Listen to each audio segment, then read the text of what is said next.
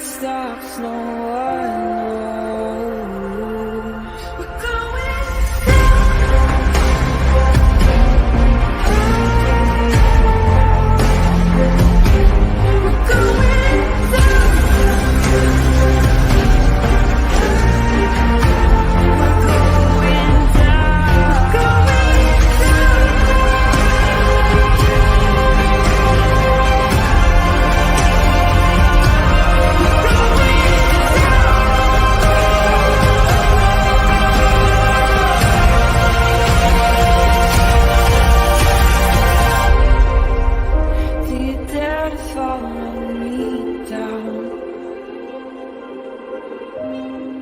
head into the unknown.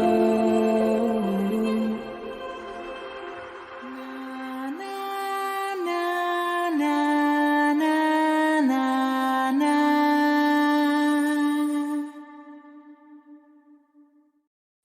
Hello, hello, hello, everybody. Happy Wednesday. I know a lot of people in chat are like, it's not happy. It's still a good Wednesday. We're here together. So welcome, everybody. Welcome back to Criminality, or if this is your first time here, welcome to Criminality. So we have a lot to discuss today. But first and foremost, I just want to thank you guys for being here. I have not really spent a ton of time on YouTube in the last couple of days, and I did peek to see kind of what was happening throughout today with the news of the motion in limine order that has come down from Judge Gull.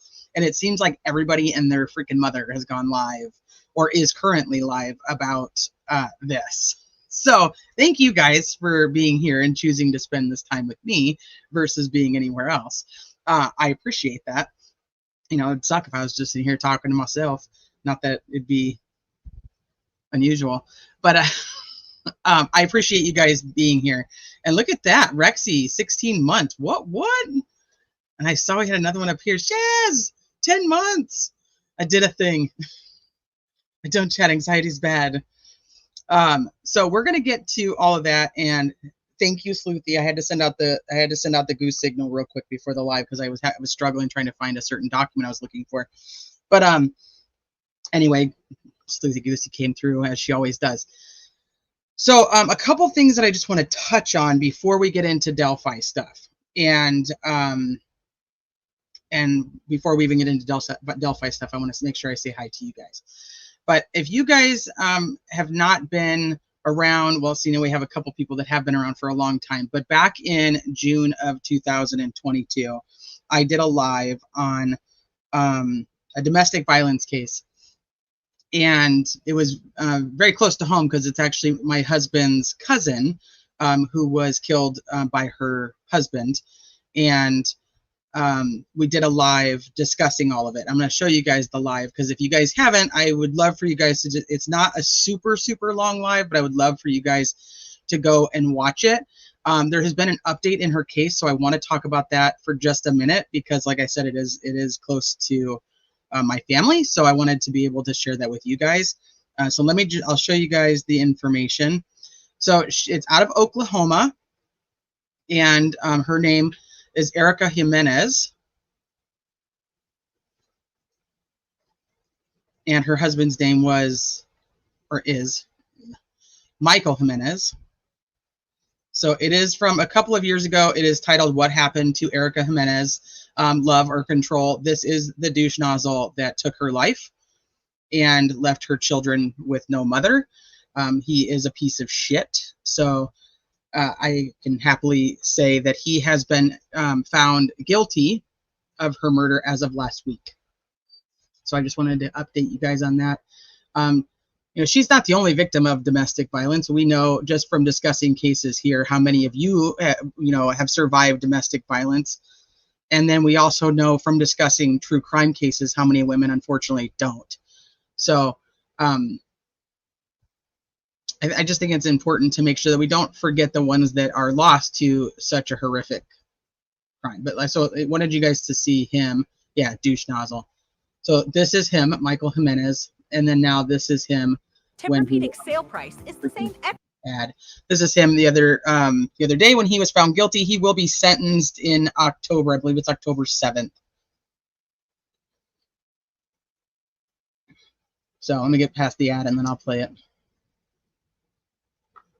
6 o'clock, a Tulsa County judge will decide Friday whether a Glenpool man is guilty of killing his wife and dumping her body in a creek in 2022. Thank you for joining us. I'm Lori Fulbright. And I'm Craig Day. Michael Jimenez testified today that his wife's injuries were from falling in her kitchen, then later tumbling down a ravine and then diving into a creek. News on 6's Chin Doan is live with some of the testimony from the 26 witnesses who took the stand. Chin? Craig and Lori, Michael Jimenez says the day Erica died, she was drunk and hurt herself by falling several times. But the medical examiner testified that Erica's injuries were consistent with someone who was beaten, stomped on, and strangled. Tulsa County prosecutors say Erica Evans Jimenez was a mother of 3 who was brutally killed by her husband inside her home while her kids were there. Michael Jimenez and Erica had not been married long when she died on May 30th, 2022. Erica's loved ones filled the courtroom, including Kyle Evans, who is her ex-husband and father of her children. It's a long time to wait. It's a long time for the family to wait. It's a long time for the children to wait. It's been extremely difficult 2 years. More than 24 people testified during the 3-day trial that was held in front of a judge rather than a jury. A medical examiner testified Erica was covered in cuts and bruises, consistent with repeated blows, similar to being stomped on and beaten with a metal rebar like this. I'm glad that they were able to get to those points in order to get the justice that she needs. But to be a part of that and see that was extremely difficult. Michael Jimenez testified Erica had been smoking marijuana and drinking that day, and that the blood found at her home was from her menstrual cycle and falling. He said he rescued Erica at Bird Creek when she tumbled down a ravine and dove into the water. He also testified that even though Erica filed for divorce, they were trying to work it out. But several people testified Erica was terrified of him. I knew it was bad, but I didn't realize how bad. Erica's loved ones say they wish they could have prevented her death, but they're determined to get her the justice she deserves. We want him locked up. We want him away. We want our children safe. No, Susan. The family safe. Prosecutors asked the judge. So, yeah, dumbest excuses of all time. If you guys have time to go back and watch that live, it's what happened to Erica Jimenez. You'll hear the story as it unfolded, and he essentially drove her out to like an overpass over a creek called Bird Creek and put her in the water, and then called 911 himself, saying that that she had drowned. She was drowning in this Bird Creek, and he's a pathological fucking liar.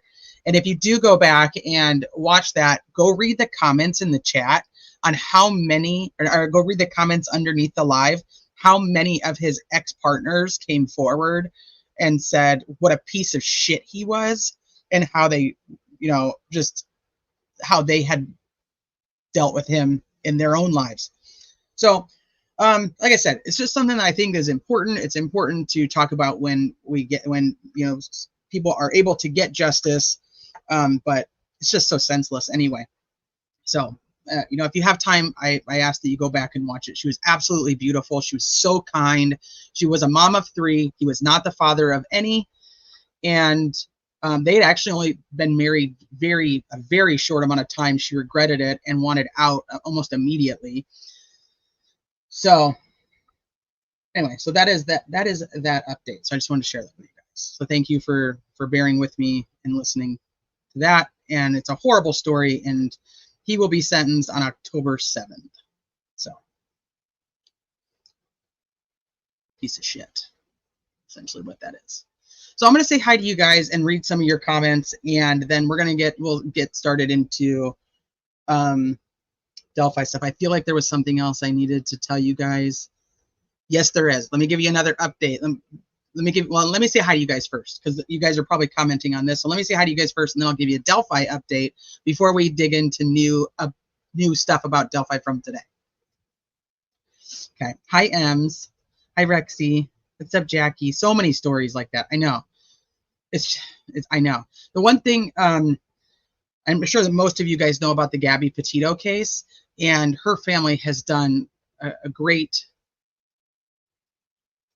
job of creating, Gabby's foundation to help, victims of domestic violence, and to keep her you know, her situation at the forefront and know that there's not only just one victim, there's multiple. Now, I mean, obviously that then we have the victims that are created from it because she has 3 children that now they don't have a mom, you know, and then Gabby has her, you know, 4 loving parents that don't have a daughter.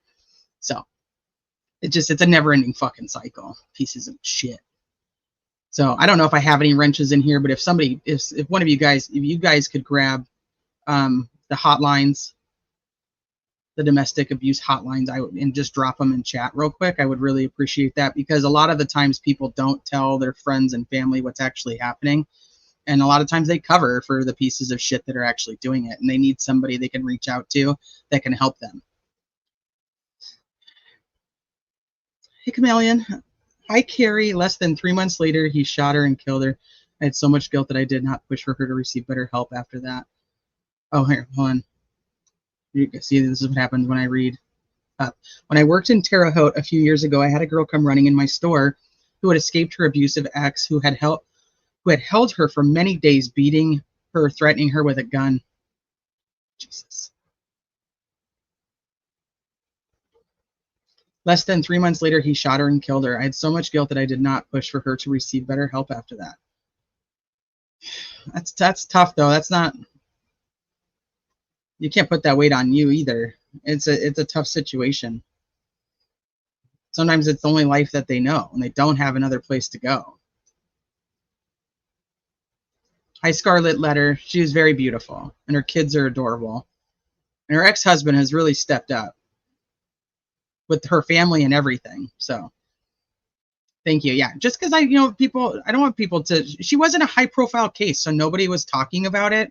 You know what I mean? Like, it's kind of tough from being one of the people who, like, I mean, we were Facebook friends. I'd never been to Oklahoma. We hadn't physically met, but we were Facebook friends and chatted on there.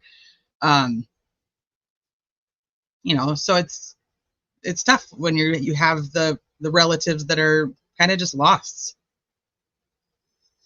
He should be under the jail, JC. I agree with you. Hi, Susan. Hansy Bay. Yes, if you fear your partner, please seek resources and make a plan to escape, and don't tell them. The most dangerous time for abuse victims is when they're leaving, so don't tell them. Hey, Ben. Oh, yeah, we're going to get into that, too. Hi, Judge Jessica. Out on the prowl. Out on the prowl. Hi, Heavy Metal Rehab. Hey, Kara.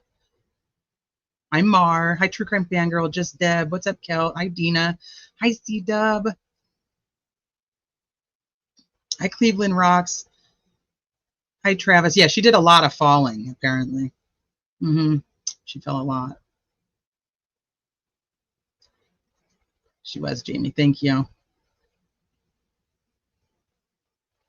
All right. Hi, KO. What's up, Phoenix? Hi, Chris. Hi, Artemis Prime. Good to see you. Yeah, he took a bench trial. Luke, I know. Hey, Mark. Criminal Network. Oh, we haven't even got here yet, Travis. I didn't even get to do anything. Like a legal tsunami today. Most of the time set aside for trial will be defense making offers of proof on what the evidence would have been if witness allowed to testify. What's pending? States MI? There's not much pending. Like, it's literally, no, I don't think there's anything pending at this point besides, because she already ruled on even the latest stuff. I think we might be caught up. Sleuthy would probably be able to answer that better, but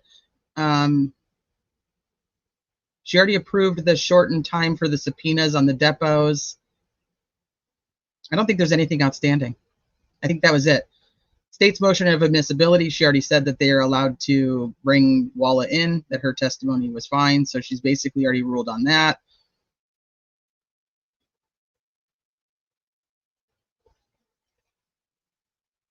Let me see who else is up. What's up, Francis?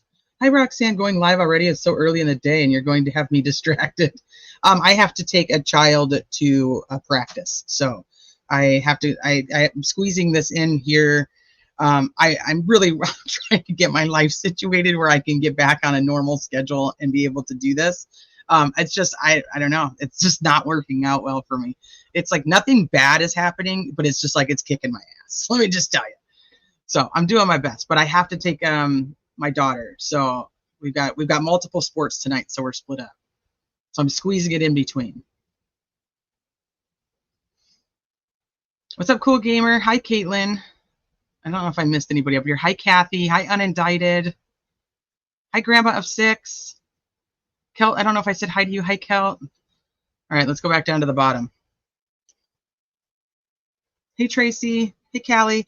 Callie, hi. I haven't seen you forever.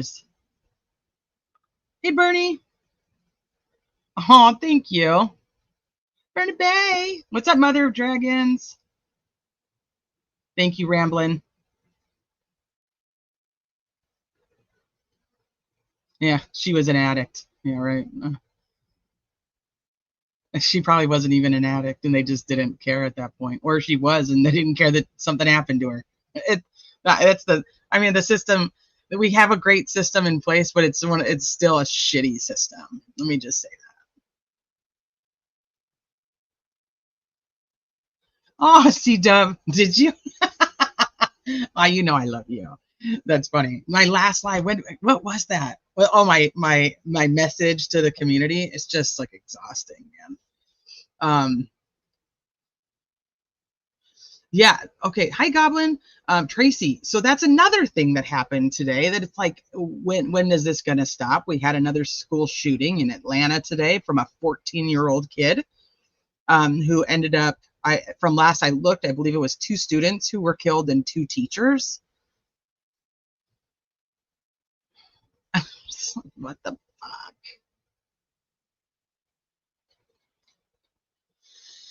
So, prayers to anybody who is from Atlanta or knows anybody involved in that situation.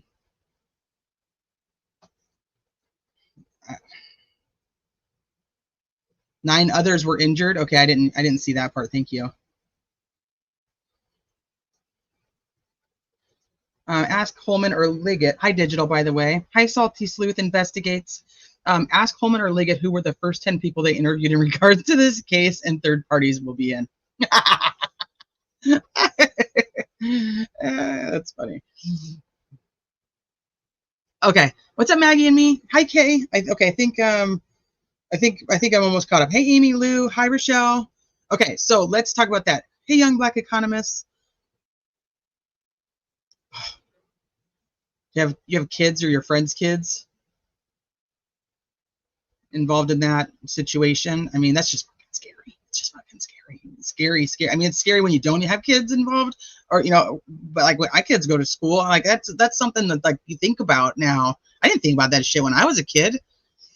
What's up, Hammy? Hi, Kit Kat. Okay, let's see. So Rochelle just asked about transcripts, so perfect to segue into what I wanted to talk to you guys about next is the transcript update. So we are getting the transcripts. I believe Marv actually got, Frank Meister, I think, picked up Marv's today. So if you guys don't want to wait for our read through and you're just very, very curious about it, or you want to watch both, I think Marv is doing hers tonight. We'll have ours tomorrow, and hopefully if Sleuthy's still in here, she can tell me. But I think the plan is that we're going to do a couple different lives over the next couple of days. Transcripts, sorry, the transcripts of the 3 days of hearings. But there's a caveat to that, so I want to touch on that. And so we're going to do our read-throughs. I know we have, and let me actually pull this up really quick so we can go over it. That we only are currently getting the testimonies that the defense team had requested, which is Lieutenant Holman, Detective Purdy, Warden Gallipo, however you say his name, Detective Harshman, Major Cicero, Dr. Perlmutter, and Sergeant Cecil. So those are we're getting just the testimonies of those people in particular. In a few weeks, we're going to be getting the entirety of the 3 days. So this is going to be very different than we normally have it. But because the defense requested it, we knew it was going to cause a little bit of a kerfuffle, but it is what it is, and we're going to just ride the wave. We have specific testimony that we're going to be able to review, but we won't have the entirety, which means we don't have the opening statements from the prosecution and the defense team for each different motion that was heard. We don't have their closing. We won't have all the commentary in between. We're only going to literally have the testimonies, but because the defense team requested it that way, she already has those copies available.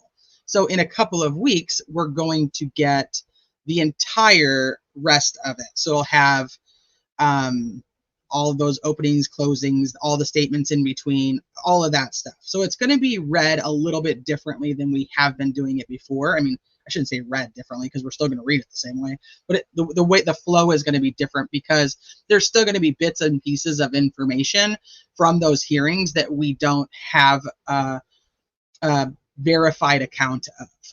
So I am hearing quite a lot of that. There, you know, people have different versions of what they heard when they were in court, and that, you know, people are putting out bad info, and all I have to say is this is legit why we ask for the transcripts, so that we can, you know, we pay the money so that we can have exactly what is said. It's just a little frustrating because some people expect that you take their word over everybody else's, and we all know that as human beings we hear things the way that we hear them. Like we comprehend them the way we comprehend them based on our knowledge and our information, that the way we process things, and the fact that people are sitting in different places in the courtroom. They hear different parts, they hear different pieces. So, you know, as much as there's some people who were at the trial that I absolutely adore, or on trial at the hearings that I absolutely adore, and I know that they all went there and did their best. There's no blind faith. We go through that every time we talk about it, because we know that it's human error. Like, there's somebody who's sitting there trying to listen to every single piece of information coming out. And some of those days were like 12-hour days. So just remember, when you are listening to somebody who's reviewing their notes with you, it is their interpretation. It is not a transcript, and take it at face value. Don't ever take it as the fact of the matter, whether you like the person or not. So that's what I'm going to say about that. So that's why we get the transcripts of everything that we can. And apparently other people are now willing to do the same thing, and other people are out buying the transcripts as well. So it is what it is. We still will discuss what happens in the hearings, and the same thing when it comes to trial. You know, if we don't have a camera or audio in that courtroom, we're going to have to do the exact same thing. But so we will have the transcripts tomorrow. That was the first available to for us to be able to pick them up on our end, not on her end, which is why I believe that, like I said, if you guys can't wait and you need to hear what was said now, by all means. I know Marv has them, and she's starting to go through them tonight. And we will start doing it this weekend. So speaking of, I will need some volunteers for those different roles. I already have a promoter who's volunteered, so that role has been taken. But if anybody is interested in being, who did we say? Purdy, Holman, Warden, Gallipo, Harshman, Cicero, or Cecil, let me know. And Carla, I think I saw you in here earlier. Diener does a lot of this. If you're interested in coming back and being Diener, Carla, I know you did a great job at that. And then we obviously will have Sleuthy and hopefully Travis and anybody else who's, like I said, is interested in coming and, oh, thanks, Kit Kat. Thanks, Cold Truth. Hi, by the way. So like I said, it is what it is. So I'm happy that the information is going to be out there on a factual basis, and that's the most important to me. Like I said, take everything that you hear from anybody who's sitting in the courtroom at face value, for the fact that we are humans, we do make mistakes, and you know, we can't always keep up with. You're who I'm talking about, Phoenix. I don't know what your little devil face is. You are Perlmutter. Yeah. So anybody who wants to be Holman or any of the other ones I just named, let me just see up here real quick. Hold on. Let me know in chat if you want to, or you can just message me. Give me 1 second, though. I've got a middle-sized human here. Hold on.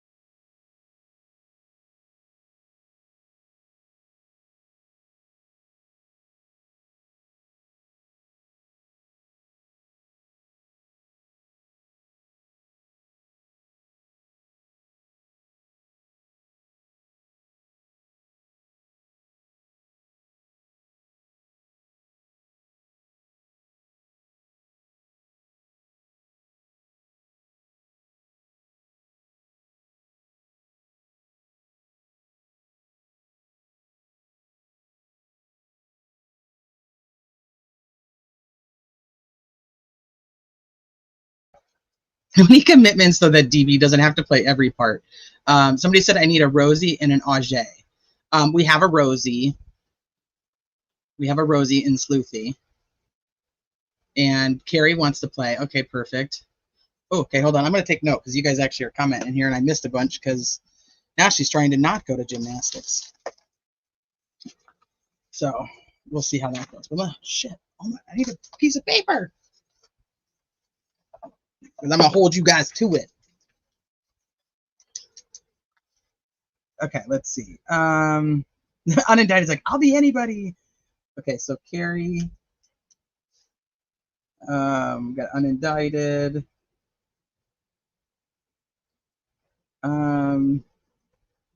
Let's see. Hey, woman doing impossible things. I don't care if you shortened your name. It's still you. Carrie's all, pick me, pick me, pick me. We know Phoenix is going to be Perlmutter. Yep, Travis is going to be Nick. So we've got Nick as Travis. We have Phoenix as Perlmutter.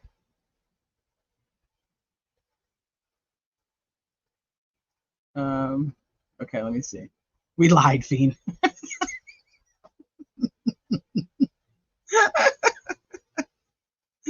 Oh, poor Fiend. Hold on, I just saw somebody else. Did I lose it? I want to be one of the YouTubers looking for a fight in the parking lot. Well, that's not part of this transcript. We can just we'll have a little sideshow in between the testimonies, maybe. Oh, jeez. Okay, Catastrophe is going to be the warden. Okay. DB, I don't want to. The sad part is like I think that you are like an auto sign up. I want to play Sleuthy Goosey. You want to be the phone hammy? Handsy Bay, it's tough. It should be probably tomorrow evening. We should start. We have, like I said, there's a few different testimonies. It is about 350 pages, so it's going to be over a couple different lives. I can promise you that. Just from doing these read-throughs, we know that we do about, Sleuthy, what do you say? I think most of them are about 80 pages, and that takes up a few hours. Isn't DB reading everything the best case scenario? As long as he brings his different avatars. Just get them socks right. Cleveland rocks. Okay, perfect. We got Cleveland. Did I miss anybody? I haven't got to the bottom yet, so I should probably ask that once I get to the bottom. Yeah, Rosie Goosey.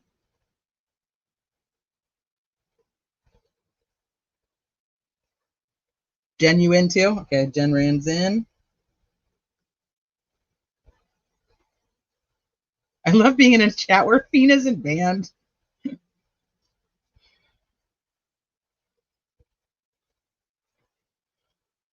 Yeah, commercial breaks for the Fight Club spoofs.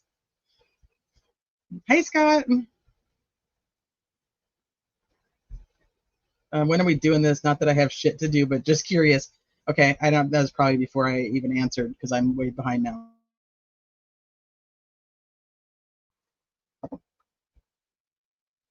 Oh, you want to volunteer to read? Okay, Hansy, I'll just put you down and just depending. So we're gonna get them, like I said, tomorrow, but there is about 350 pages, so it's not gonna be a one and done.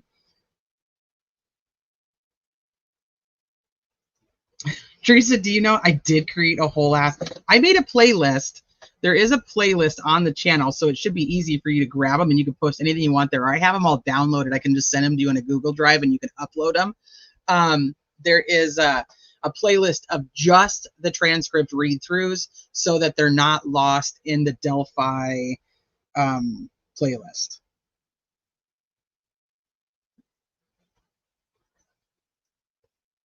That's literally what I do when I play Judge Call. I just slouch. It's not, and I swing in my chair. But I heard that she was much better at those hearings. So Tammy's gonna be BG.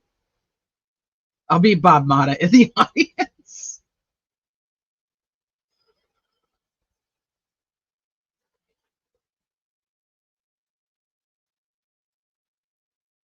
Unlimited high-speed internet. Oh shit! Everybody, watch out for Sleuthy. Bean got banned on Tom Webster's? No way. You have to wear excellent shoes if you're going to be Bob in the audience. And I think he also still wears really cool socks. Even though the person I originally thought was him at the Supreme Court was not. I think it was actually Nick. So Nick apparently wears cool socks too. I'll play MS. I'll just sit and breathe through.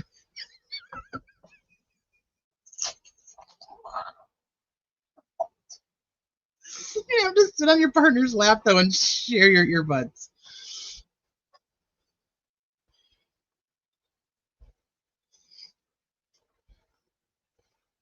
Hey, Mayla's mom. What's up, Joanna? Hey, Anja. All right. So, I'm a chick but sound like a dude. Well, it's better than dude look like a lady. Okay, so we have, how many do we have? We have Holman, Purdy, the warden, Harshman, Cicero, Perlmutter, and Cecil. So that's 7 witnesses, 7 witness testimonies. So we need an Ajay and a I don't know if Carla ever responded. I don't know if I know she was in chat earlier, but I love Carla when she did Diener, and I would just love it if she'd do it again. Tony, you gonna be Rick Snay sitting at home? I R&M. And can be Ajay. Oh, Ajay.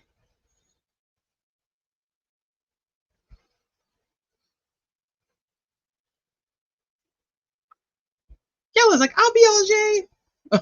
Look, you got. Oh goodness. Uh-oh. You guys can be part of the fight club on the side, and then whichever one wins, we can make Ajay. All right, so we have yellow or R&M. I'll let them pick. I won't pick between the two. Ain't gonna happen. No way, no how. Okay, that should be enough. I think. If we have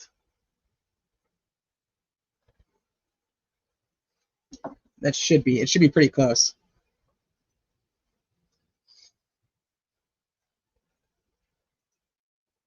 Wait, I want to be the parking ticketing office giving everyone tickets during the court time. Okay, so during the Rick Snay fight outside, Rick Snay and Noe fight outside for the spoof, you can just walk around handing tickets. Cleveland says I'll be anyway. I just want to play. You got it. I got you on here, Cleveland. Okay. We'll figure it out. Let's get him and say, I'd offer Holman, but I would be pretty unconvincing. Well, that actually would be perfect because I think Holman is pretty unconvincing himself. So, Luke, you're in.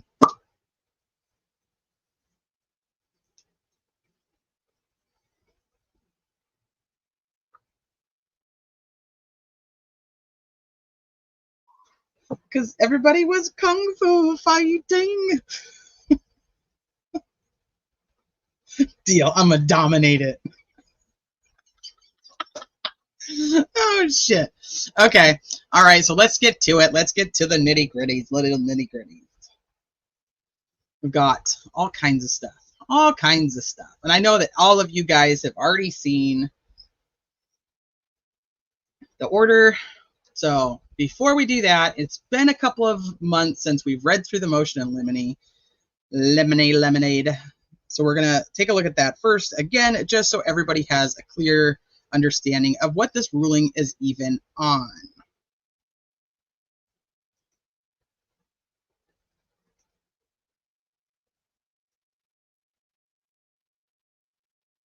Are those like spy glasses?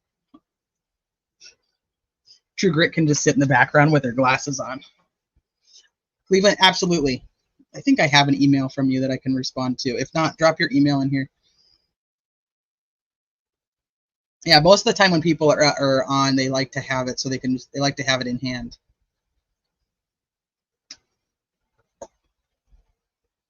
She didn't. She actually did. I did too. I did too. Look. I did. I did too. I did too. Hold on, there it is. I did too. See? Ha! Proof. Somebody can softly sobbing. I want Carla, but she's not in here. I'll have to like holler at her because she was like the best diener like in the whole, like ever. I know. This is why we have to do this first, Ems, because otherwise we just go, what the hell's going on? Oh, somebody has to be Shane Evans in there practicing. And they're practicing on how to be a judge, slamming his gavel down.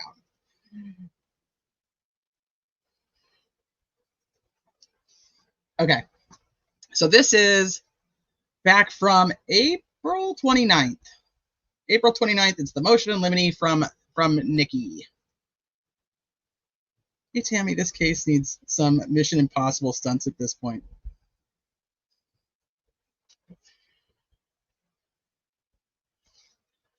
So we'll go through what his major malfunction is, and then we're going to go through what her ruling is. I just remember this being quite an interesting read when we did it the first time. Number one was any comments about counsel for the state that constitutes a personal attack on the attorney for the state or comments on the role of the state's attorney. So no comments about Nick. Remember that. Any comment which constitutes the personal opinion of defense counsel about any evidence, witness, outcome, or penalty. So no opinions from the defense team. Keep your opinions to yourself. Any innuendo or inference that is not supported by admissible evidence. Any attempt to indoctrinate the jury during voir dire by exposing the jury to substantive issues in the case. We're going to come back to this one because this one's kind of funny. Kind of funny now that we know what we know. Any attempt during voir dire to have the jury prejudge the credibility of a witness. These are his, don't be mean to me, don't be mean to my witnesses, and don't try to tell the jury anything that you want them to hear that I don't want them to hear. That's what these rules are right here. Any hypothetical questions that includes facts that are not in evidence or questions that are not helpful. Not helpful to Nick. If they're not helpful to the prosecution, you are not allowed to ask them. Okay, so that's 1 through 6. So let's go over to the order because that's what we're going to talk about first. So those are the first 6. So the court, having had the state's motion in limine under advisement, following a hearing that was conducted on August 1st and having heard and considered the evidence, admitted exhibits, arguments of counsel, defendant's supplemental submission regarding state's motion in limine, which is regarding the state's motion in limine August 13th, 2024, and the state's response to defendant's memorandum of law. Grants paragraphs 1 through 6 over defendant's objection.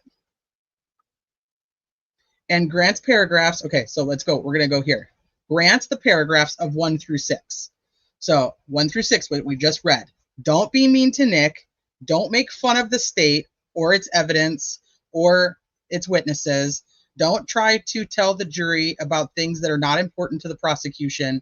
And let's see what else there was. And don't ask any hypothetical questions. That's 1 through 6. So she says Nick is right, and the defense will not be able to be mean to Nick, will not be able to pick on him, and will not be able to bring up any of their hypothetical questions.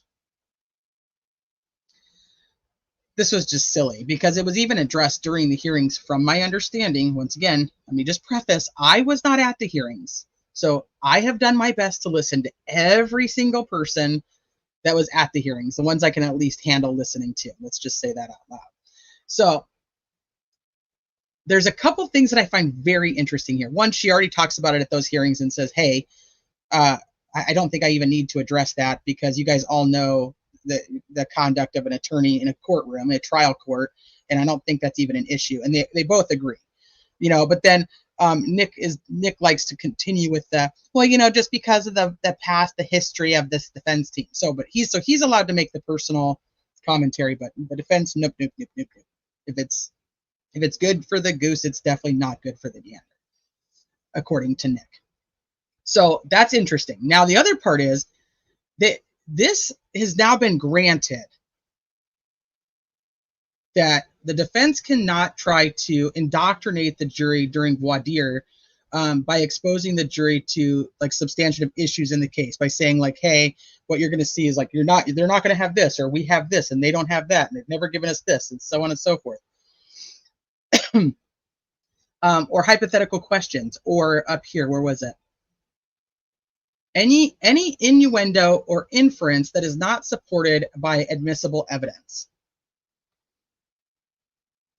You know what? Let me pull this up really quick too, just so I can kind of tell you guys why I think this is actually funnier than most people will probably find it.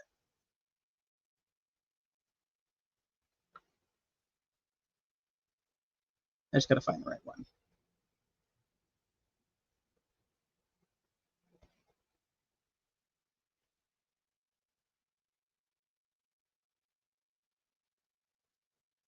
Here it is. You guys remember we went through this? Does anybody remember what this is?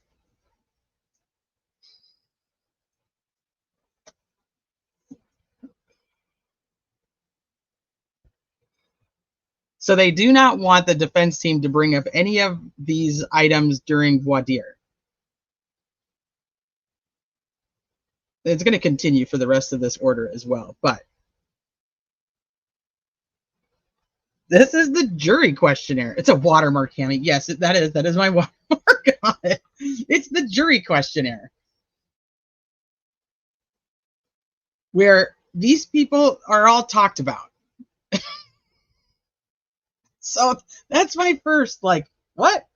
Let's see if I can find the other one really quick. Let me see if I can find it.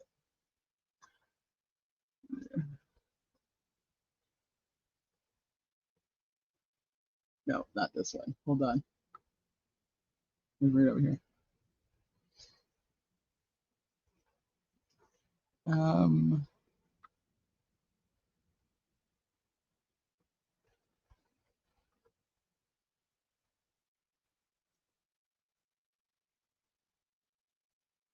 Shit, where is it? Is it this one? Nope.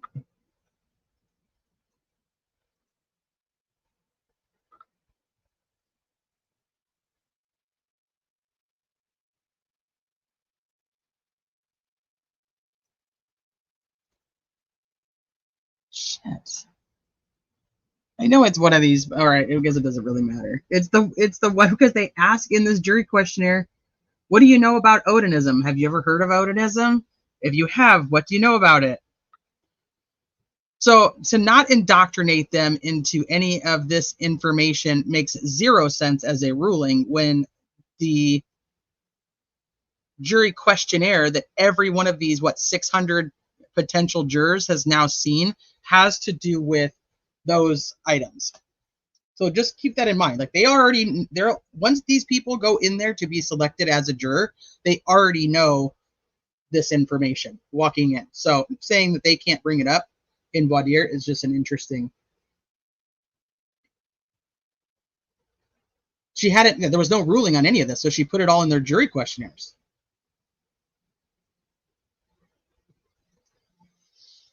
So I mean, I guess try to sweep it under the rug.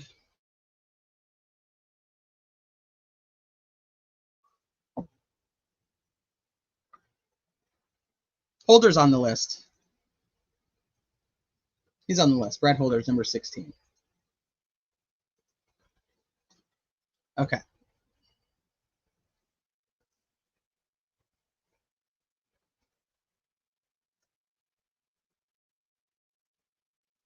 And they paid thousands of dollars for that jury questionnaire. Let me see. Had she said that they were allowed to be included, it would have been a mistrial. Hold on, I think I missed a comment above, Scarlett. Let me see what you said. Jury instructions went out before the hearing started. Right. So that's what I'm saying. It's like, I mean, she can't put the cat back in the bag. Is that the right saying? I don't know why you put a cat in a bag, so it doesn't seem correct to me. Hey, Heather. I lead with love. Wait. Oh gosh, no, it's not. And we're going to talk about that too. It's just not. But it seems very concrete at this very moment. But this is just legal stuff, and so we're going to get into why everybody just take a deep breath. Why I wanted to kind of start things. Well, I didn't start it off with light. I started off with domestic violence. So I started off hardcore, but then I tried to go a little light.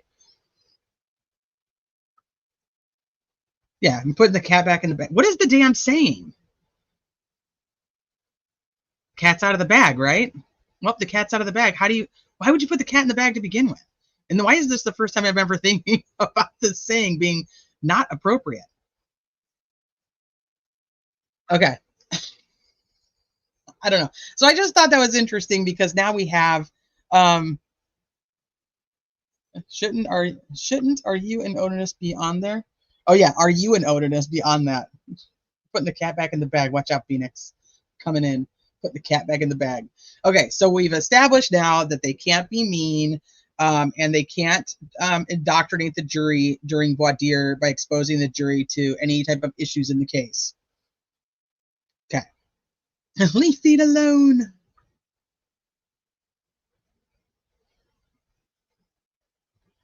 Hi, Richard. Hey, Angela, the cat puts itself into the bag. Okay, we don't put the cat back in the bag. Thank you, Angela, because I was like, that doesn't sound good. That sounds like animal abuse, which I don't like.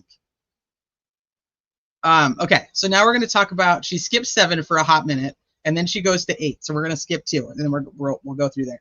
Any reference to an investigation conducted by Todd Click,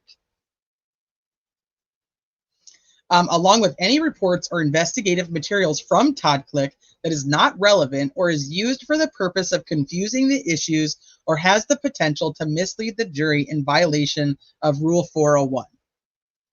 The burden is on the opponent to show why it is relevant.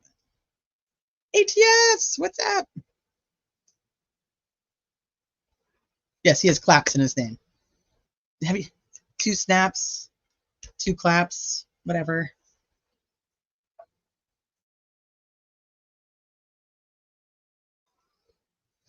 So the relevant evidence may be excluded if its probative value is substantially outweighed by its prejudicial effect.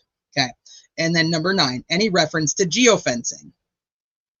Any reference to geofencing.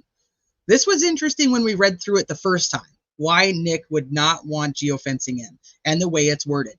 Any reference to geofencing and or any testimony from Kevin Horan about the geofencing or the findings from any geofence search that is not relevant or is for the purpose of confusing the issues or has the potential to mislead the jury in violation of Rule 401.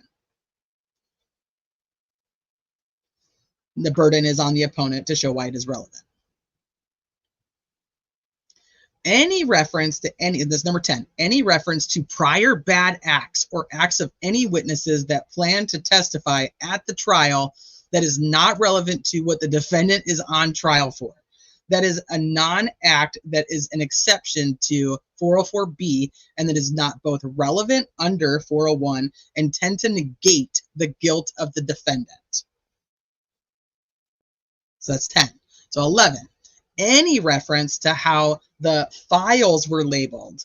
This is another, don't be mean that we're not organized and we gave you everything, just really crap. Any reference to how the files were labeled that were handed over to the defense as part of the information and discovery provided to the defense counsel by the state that are not relevant or that would tend to cause confusion of the issues or has the potential to mislead the jury in violation of Rule 401. The witnesses have a lot of bad acts. And I don't know how many times you guys have, a lot of jury watchers here, we've talked about this before. How many times do you have like jailhouse snitches that take the stand and they're questioned about what they're in jail for? Because it goes to the weight, not the admissibility, but the weight of their testimony and how much weight a juror should give them. That is where we need EFF to come in and defend revealing geofencing. They did it now. They got to claim it. No, this is Nick's. So we're going back and forth between the two. This is Nick's motion in limine from April. How bizarre.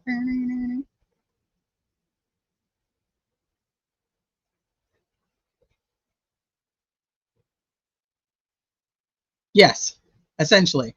So this is why I said, like, we're reading it on a document. There's so many more layers to this that I don't think people are really looking at quite yet. So that's what we're going to try to look at them.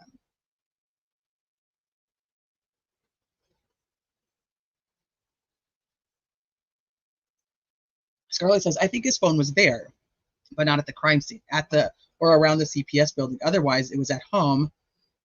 Defense would be screaming that. Also, he said he was there. It's weird because no sides talk about the phone. And then if his phone was at the crime scene or even near the crime scene at the time, you'd think that would have been something that they had put in, that the defense or that the prosecution would have used to lock him up, or even in all their arguments about the geofence. But as of right now, it doesn't really matter because Nick doesn't want the geofence in. And she's now saying geofence not in. So even if his phone is found on a geofence at the CPS building at 213, it's irrelevant now because she doesn't want it in.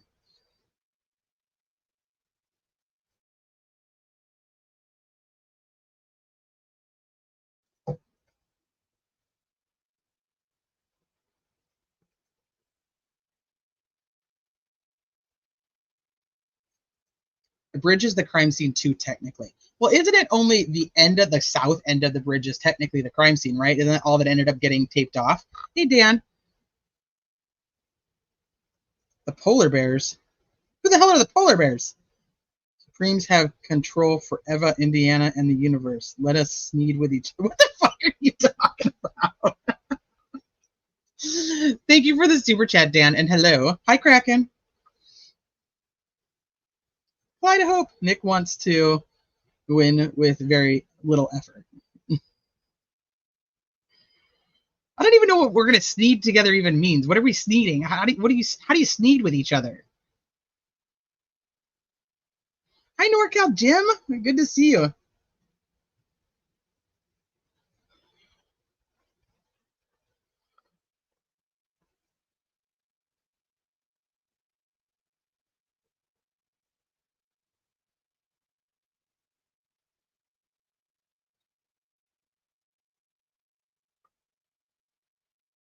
The royal we. Seed equals sneed. I don't know. You're making me feel very uneducated with your trolling. So I'm like, I don't know. I don't know, Dan. Oh, seed equals sneed. How would fog reveal show anything about RA if his phone's not present?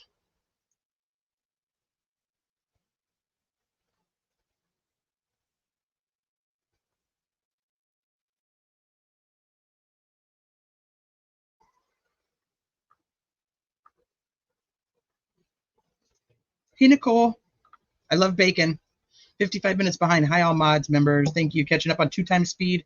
I'm going to talk really fast so when she gets here, she's going to be like, wait a minute, what's going on? Why is everybody talking so fast? Okay, Cy-Ray. Hold on. Something about Cy-Ray. Shit. Where'd that go? I should play that clip. I'll play that. Let me finish what I'm doing and we'll talk a little bit about that. I have that set for a different live, though, so I don't want to go too far into it.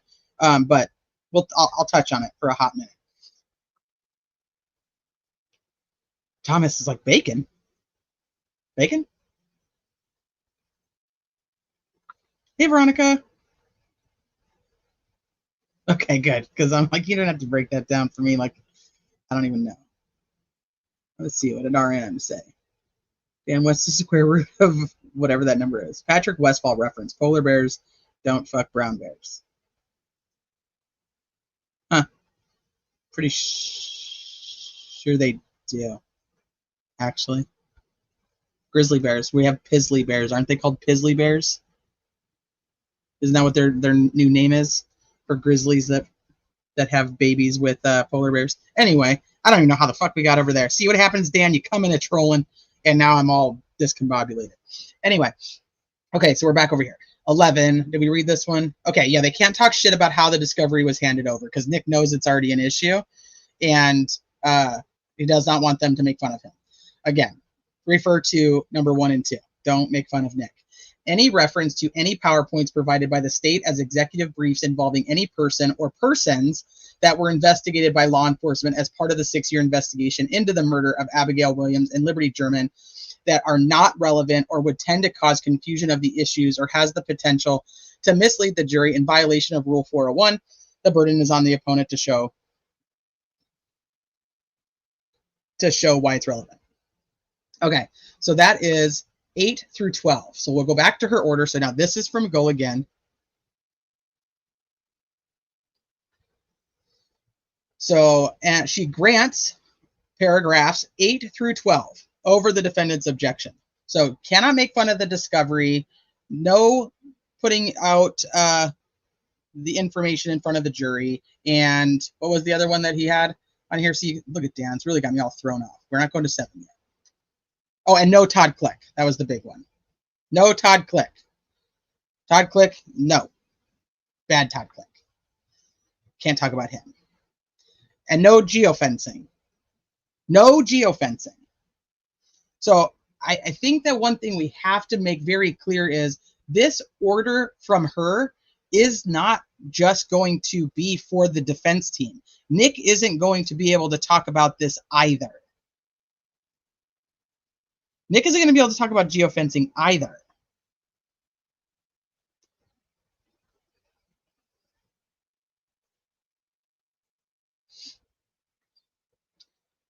So she takes 1 through 6, approves them, and grants 8 through 12 all over the defendant's objection. Okay, now this is where I think this is interesting. And I should preface all of this by saying I am not an attorney. I read the document to you. I give you my opinion. You can either agree with it. You can think I'm an idiot. You can whatever the hell you want to when you're done with it. You can take my opinion and put it in the bag with the cat. It's up to you. I don't care. It's just, this is what I do. I go through the document and I tell you guys my opinions of stuff, how I interpret things. Does that mean it's automatically correct? Like, hey, I know everything in the whole world? Obviously not. I didn't know what the hell Sneed was or whatever the hell fucking Dan's talking about. So, FYI, this is my opinions and how I interpret the documents and things that I think are happening.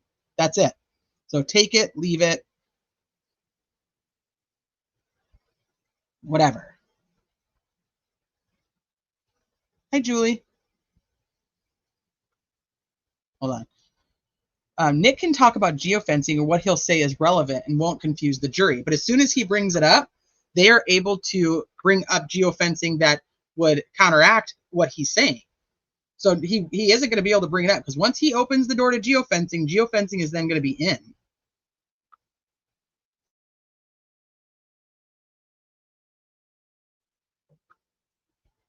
Oh, damn it. You're right. All right, I guess I have to put it, I'll put it in the bag that the cat was already in.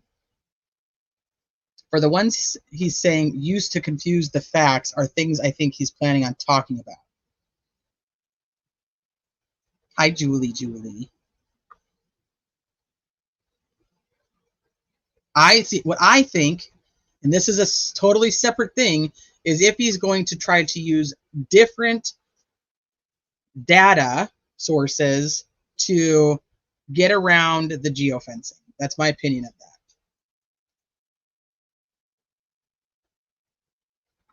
Do I think Goal will allow that? Well, that's a whole nother thing. Speculation, rumors, and hearsay equals a plethora of actual discovery and investigative materials from state and federal LE asked to assist.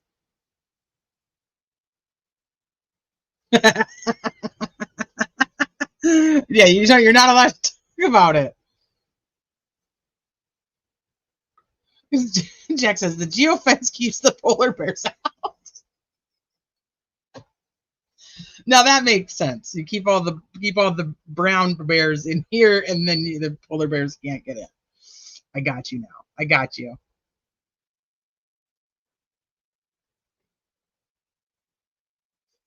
You aren't sneeding it, T. Folks will be, though. There are great strategies still at play for the defense, just not a white supreme pizzas currently.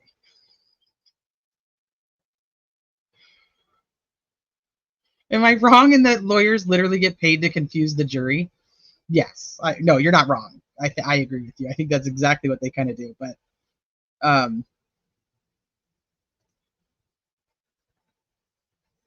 yeah, geofencing exonerates RA, so we can't have it. But that doesn't mean that there's not something else that he's going to try to use. I agree. First thing I would do is hand the jury and the spectators those little umbrella hats so they don't get wet. Can they mention the tree branches, or is that out? I guess the F has automatically turned into an upside down L. That's just where it is. Not for the probable cause for the geofence, but to basically reveal what the true identities of the phones are. They hide that shit. It's just a made up ID to blind police to protect our privacy. Correct. But that's not accurate, but it's supposed to be.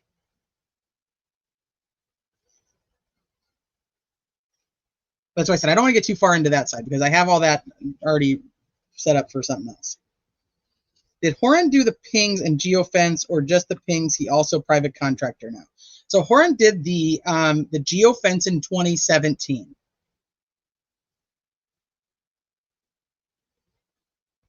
So, and he has his own company now. Anyway, okay, so as it relates to paragraph 7. So this is important. I think that people have to pay attention to what is said in this part and why it's not just included in the 1 through 6 or 8 through 12.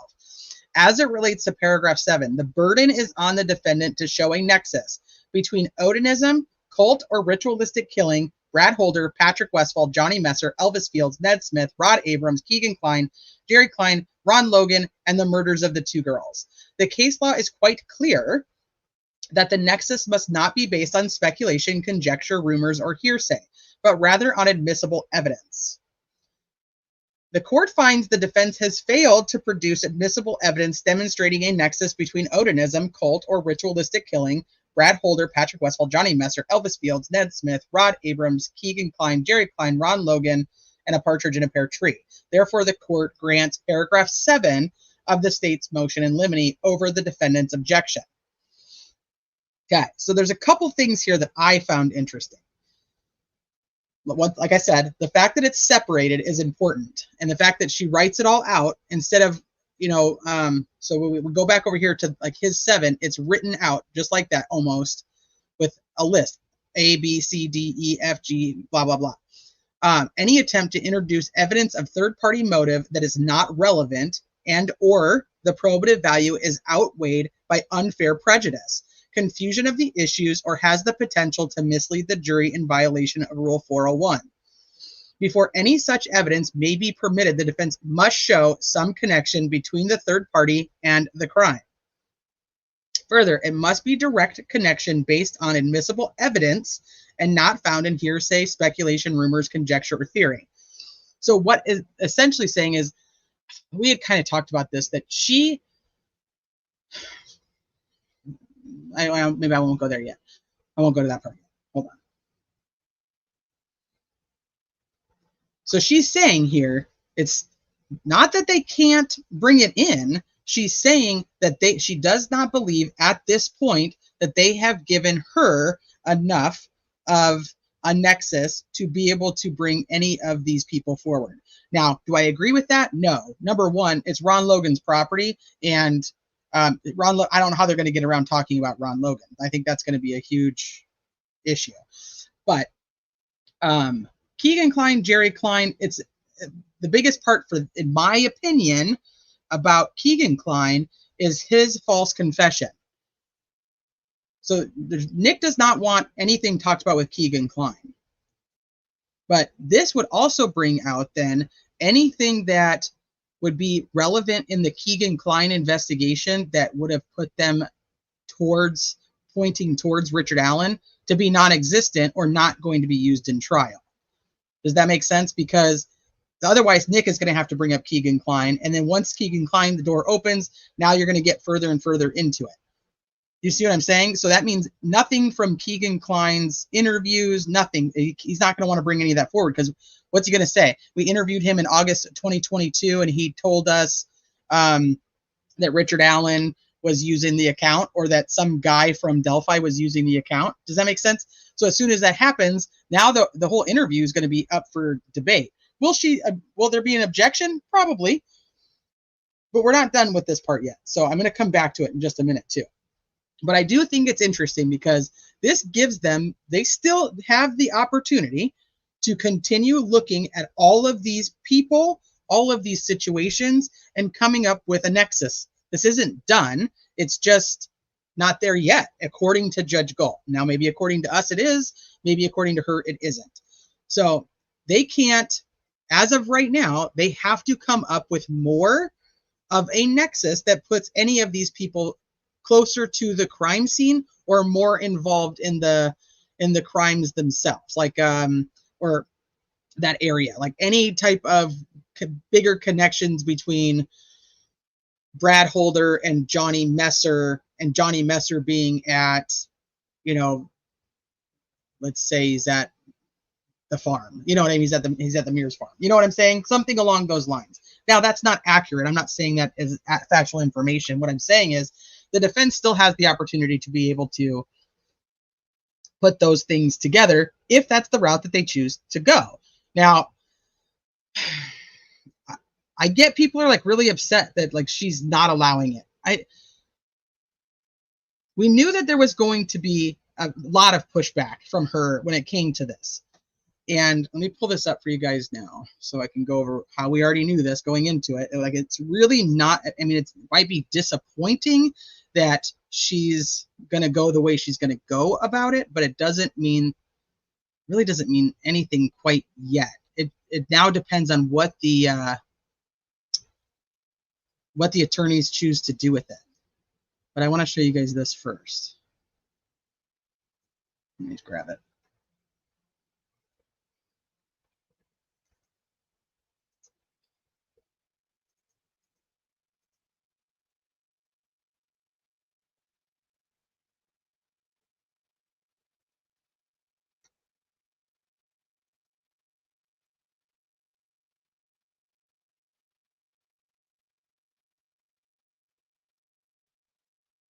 Okay, so this is back from, oh shoot, one of the filings back in like May and it had emails where, remember, Go got all pissed off because she was like, I don't even want to email you guys anymore because my emails end up in the filings.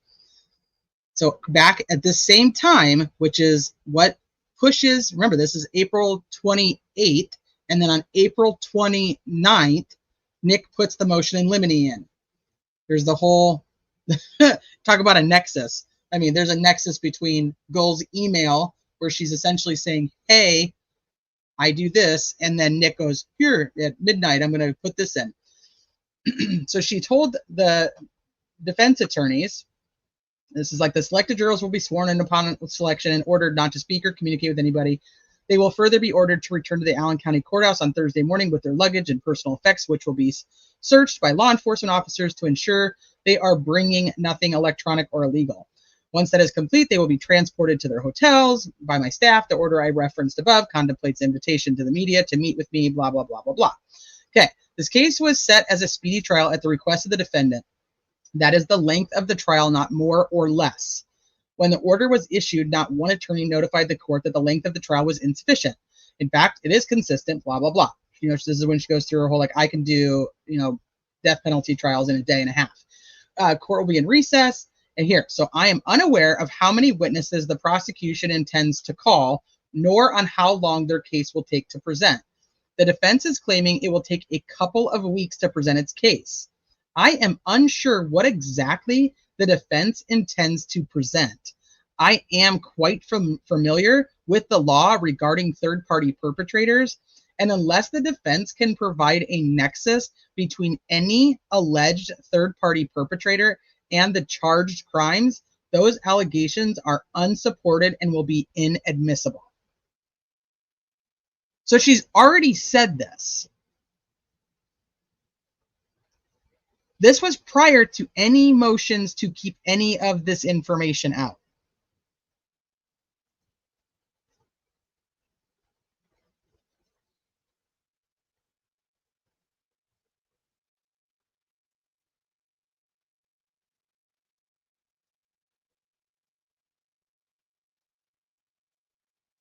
Hey Brittany, I told the FBI that I had submitted tips to Evansdale and Delphi, but was worried it was ignored. I was going through your stuff. I mean, you've got a lot of good info. I shared it with my Facebook group chat. I don't know how many of them actually had a chance to go through it.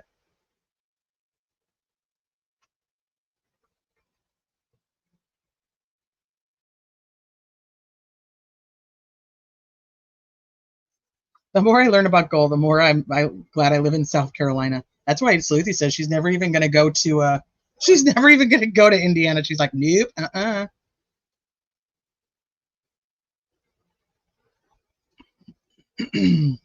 Scott says she played nice. Everybody was like, wow. Then she took the wooden hammer and gave Nick all he needs. She's batting 1,000 for Nick. Easiest job Nick ever had. They filed the Franks memo, and that was a year ago. Can you imagine with Scarlett? That was a year ago. That is crazy talk. So I think she got a good grasp on their defense, LOL. So her comment there doesn't bother me. See, it bothers me because nobody had brought up whether it was coming in or out.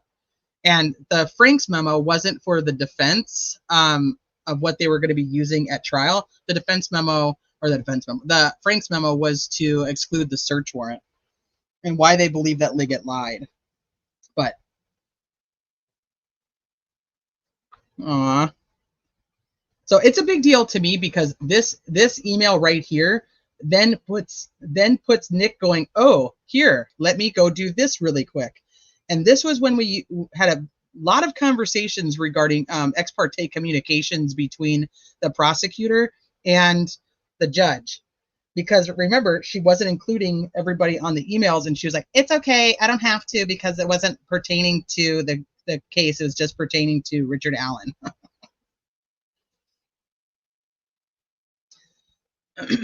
Okay, so let's go back.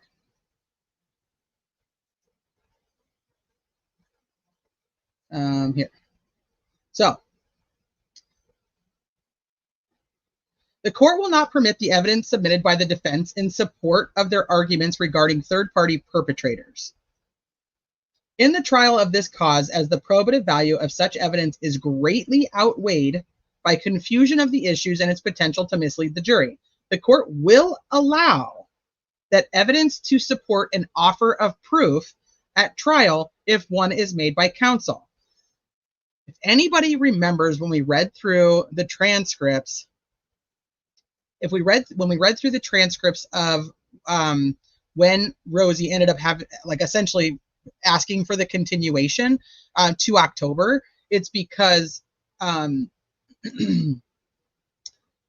they were arguing back and forth about the timing. I don't know if you guys remember this, but they were talking about the length of that the defense team wanted 2 weeks, and then Nick couldn't tell them even how many witnesses that he was going to have. He was like, I have like 180 on the list, but I think we're only going to call like 45 of them. And the defense is like, well, we don't know what 45 they're going to call, so we still have to prepare for all 185 or whatever it was. And so during that time is when this actually starts to come up as well. The defense is telling her if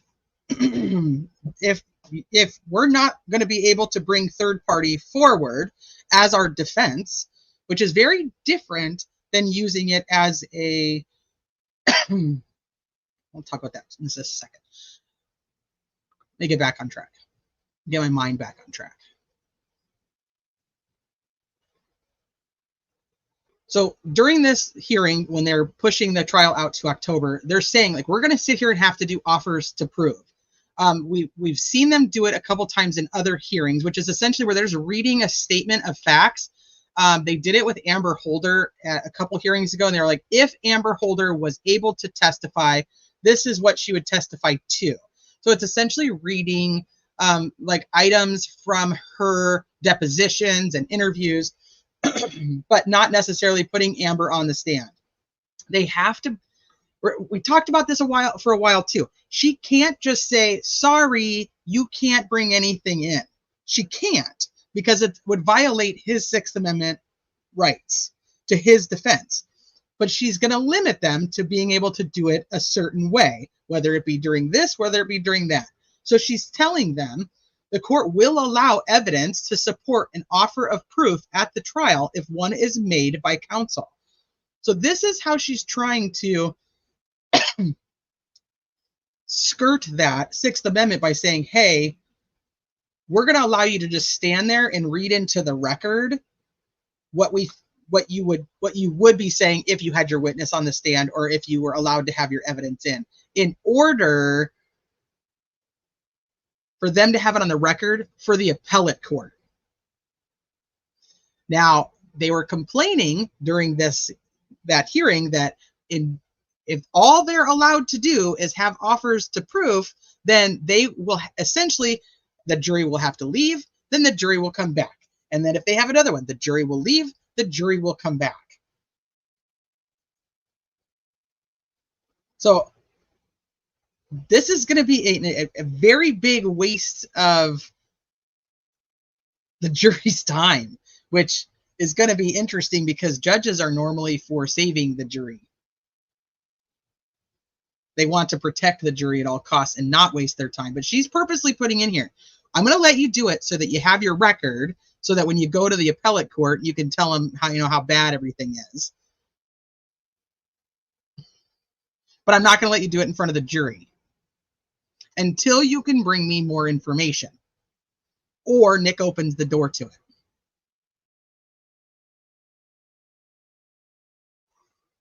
So essentially the prosecution is saying, hey, the girls were killed on February 13th of 2017.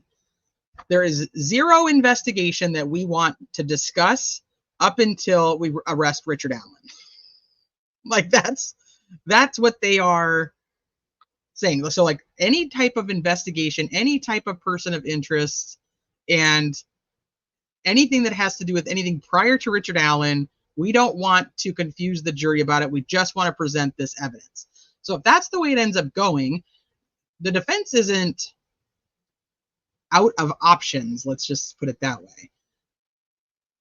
And once again, I should preface this by saying me having these conversations with you guys does not mean that I think he's innocent or guilty, but I will say that I do think that she played nice for a hot minute, and I thought we were going to have a different outcome based on people's perceptions of her. But going back to that email, because as soon as this happened, I was like, she already told us exactly what she was going to do. So I have my opinions of Judge Gold, but my opinion of Judge Gold doesn't change whether I think that he's innocent or guilty. It just changes whether I think he's going to get a fair trial and the public is actually going to know who the real perpetrator or perpetrators are. I just want to make that clear. So, okay, I'm going to play you guys a couple clips.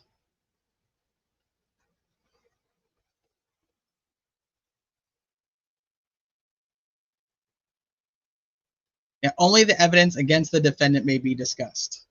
Is kind of what they're going with. I don't think that's going to work.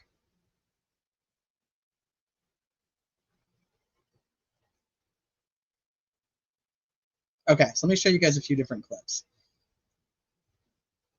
I haven't checked too much out on Twitter yet to see what they're saying there, but we're going to watch some of the. This one's a little bit longer, so we'll start with it. The other ones are shorter. I'm going to just play it for a minute. You guys let me know that if you can hear it. Indiana, the Delphi murder case. Yay? Nay. Hey, Joe Schmo.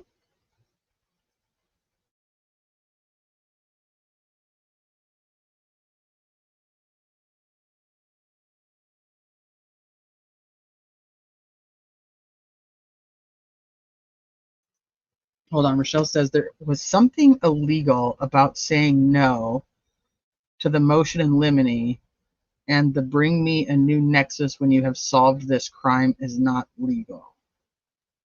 I think that I'm confused by that statement. Can you break that one down for me? So I'm confused by that. Hey, Coventina. Nick has pretty much told the world the door is open. He's not the brightest BNR will ensure he opens that door. This is, it comes down to how good a lawyer either side's going to be. So, and a lot of times that's what the jury see. It's who they go with, the attorneys they like. They go with the experts that they like.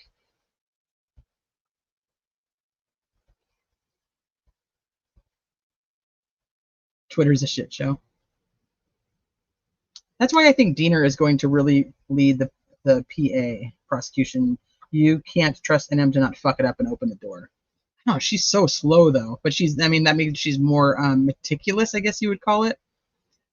Rochelle, I'm hoping that you can explain that to me because I don't really understand what you mean, but I want to understand what you mean.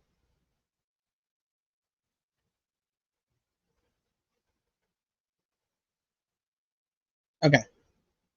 Yes, you guys can hear it. Case, an Indiana judge, Judge Gull, has ruled that Judge Gull Indiana judge, Judge Goal. Richard Allen cannot use a third-party culprit defense strategy at his upcoming trial. This was under contention. Defense wanted to bring in these other theories. Yeah, Odinism being one of them. Allen is charged with 2 counts of murder for the deaths of Libby German and Abigail Williams. Their bodies were found on February 14th of 2017.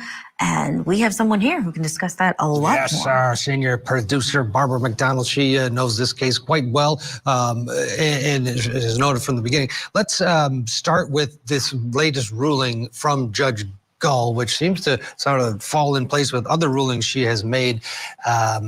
Defense pretty much striking out across the board when it comes to Judge Gull. So the defense pretty much striking out across the board when it comes to Judge Gull. I think that's interesting, and as we watch these other clips, I think you're gonna find that funny.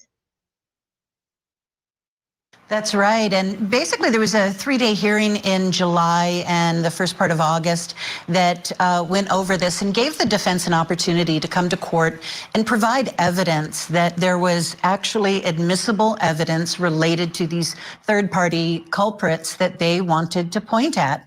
And the judge said after that hearing that she was not satisfied that they had done that they had not presented anything that was admissible in court, showing that these people were at the scene or were not where they were supposed to be at the time.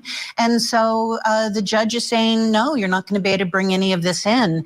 But the state's motion in limine was asking for a whole lot more than just limiting this third-party defense. And so some of the other things that the judge has said is not going to be allowed is any reference to even the investigator who looked into the Odinism theory. You know, that was a route that investigators had followed in the early days of the investigation. They said they didn't find anything that led them to believe that that was actually what was involved here, and so they stopped pursuing it.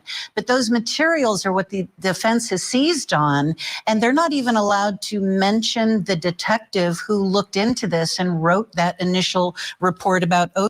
But only Click is the one mentioned. Murphy was not mentioned. Ferenczi is not mentioned. But I don't know how they'll work that in. But those 2 detectives were not actually mentioned. Just Click. Odinism.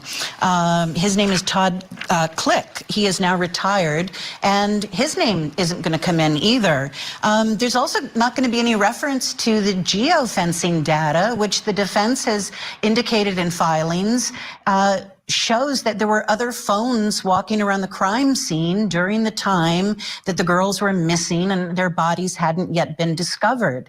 And so the judge is saying that also is not going to come into this trial. The other thing that I think is rather interesting is the state asked to prohibit any reference, and this is a quote from his filing, from Nick McClelland's filing, any reference to any prior bad acts or acts of any witnesses that plan to testify. And so it's going to be really interesting. There are obviously a lot of people who follow this case who think that this judge is biased against the defense and the defendant, Richard Allen, who you see there on your screen. He has been subjected to some very harsh treatment during his incarceration after his arrest. He is now out of the maximum security prison system and is in a county jail awaiting trial, which is supposed to happen next month. But Julia, I've heard you talk about this quite a bit, that these motions and these early decisions set everything up for the tone of the trial. And that's what's happening here. The judge in one motion is saying, a lot of this stuff is not going to come in. It certainly changes the landscape of what we are going to see at the trial. My question is, I know you've been watching all of these motions and pouring through them as they've come in. We've watched this. I think that this is getting confusing because they're not going to be able to call Amber Holder to the stand. They're not going to be able to call Todd Click to the stand. But they are still going to be able to question on cross-examination Jerry Holman, Purdy, all these other people. They're still going to have cross-examination of Nick's witnesses. So that just don't count it all down yet. I mean, don't just wash it all away. It's not It's a very different than saying, no, I'm not going to have you bringing in an entire other theory of witnesses and evidence and facts. They're still going to be able to do it. It's not going to be, hey, what about Brad Holder? It's going to be like, tell us about your investigation. They're going to have to, the attorneys are going to have to do more work. Case shift and change, but what's left if the geofencing is out, if the third-party culprit defense is out for these defense attorneys? What do you think is going to be their angle at trial? It's going to be tough. You know, It's going to be lack of investigation into persons of interest. It's going to be attacking the timeline. It's going to be things that we've already been discussing. It doesn't have to be about Brad Holder. And I think that that's where the confusion is coming in. Or when I say Brad Holder, Patrick Westfall, Johnny Messer. There are a lot of attorneys discussing this case on social media who are commenting that this definitely sets this case up for an appeal. One even worded it that this ruling basically makes this first trial a practice run, which I know nobody involved in this case wants to see happen. The families of these poor girls, they've been waiting 7 years for justice. The arrest of Richard Allen came almost 5 years into this investigation. They are ready to move on to the next chapter of their grieving and all of this. So it's going to be really. This was my first response today. Was there's a lot of people who are very pro Richard Allen's guilt, which is fine. Like I said, I don't care if people think he's guilty and they already have come to that. Obviously, I hope everybody, specifically people who live in America, understand that he is technically innocent. He has not been proven guilty beyond a reasonable doubt in a court of law. So I hope that people still respect that. But ultimately, my first comment was, and has been for a very long time about this whole fucking case, is if Gull continues to show her bias, show that she doesn't actually want or care about a fair trial, and so, which we don't, I'm not quite there yet. I'm not quite there yet, just because she says that they didn't have a nexus. Ron Logan's the weird one for me, and I think we kind of talked about that, but that there's not enough to show that these particular folk were there. Doesn't mean I'm gonna play it. I'm just gonna play it. Really interesting, but you know, Richard Allen's own words place him at the trails the day the girls went missing, around the time that they were missing. We don't know if there's any phone data, since it was 5 years later that he was arrested, that might show where exactly he was during those times. But right now, it sounds like it's going to be his word against what the state has to offer. And there's no Ron Logan, no Anthony Schatz, no Ron Logan, no Anthony Schatz. Anthony Schatz was somebody that law enforcement asked people to help them with information on. He was catfishing girls in Indiana, asking for nude images. He has since been charged and sentenced to 43 years, unrelated to anything having to do with Abby and Libby. In communication with the girls, right? He definitely was in communication with at least Libby. And then Ron Logan was the man who owned the property where the girls were found, and he lied about where he was at the time they went missing. He was charged with probation violations. He spent a year behind bars and a year on house arrest, but... And he hired an attorney to represent him in the case regarding Abby and Libby. I think because he wasn't charged, people seem to forget that.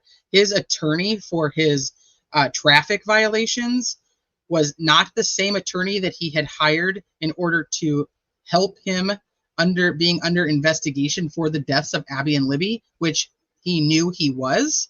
That's why he had an attorney, and not that I have any issue with that, because everybody should, I always say, whether you're innocent or guilty, bring a fucking attorney. But he had an attorney regarding that specific case. You know, these are people that law enforcement has never come out and said for sure that they are cleared with Ron Logan, with Kegan Kline, they did say they could never place him in Delphi, but Ron Logan lied about where he was, and we still don't know exactly where he was at the time the girls were being killed, and that's another issue for the trial. Law enforcement has been unable to come up with a time of death, so it leaves a lot of questions about exactly who was where when, and when that crucial time period actually was. And before I let you go, remind us the trial date is October 14th through November 15th. It'll start with jury selection in Allen County, which is Fort Wayne, Indiana, and then the rest of it will be in Carroll County where the crime happened. All right, Barbara will be there covering for us, Court TV. Barbara.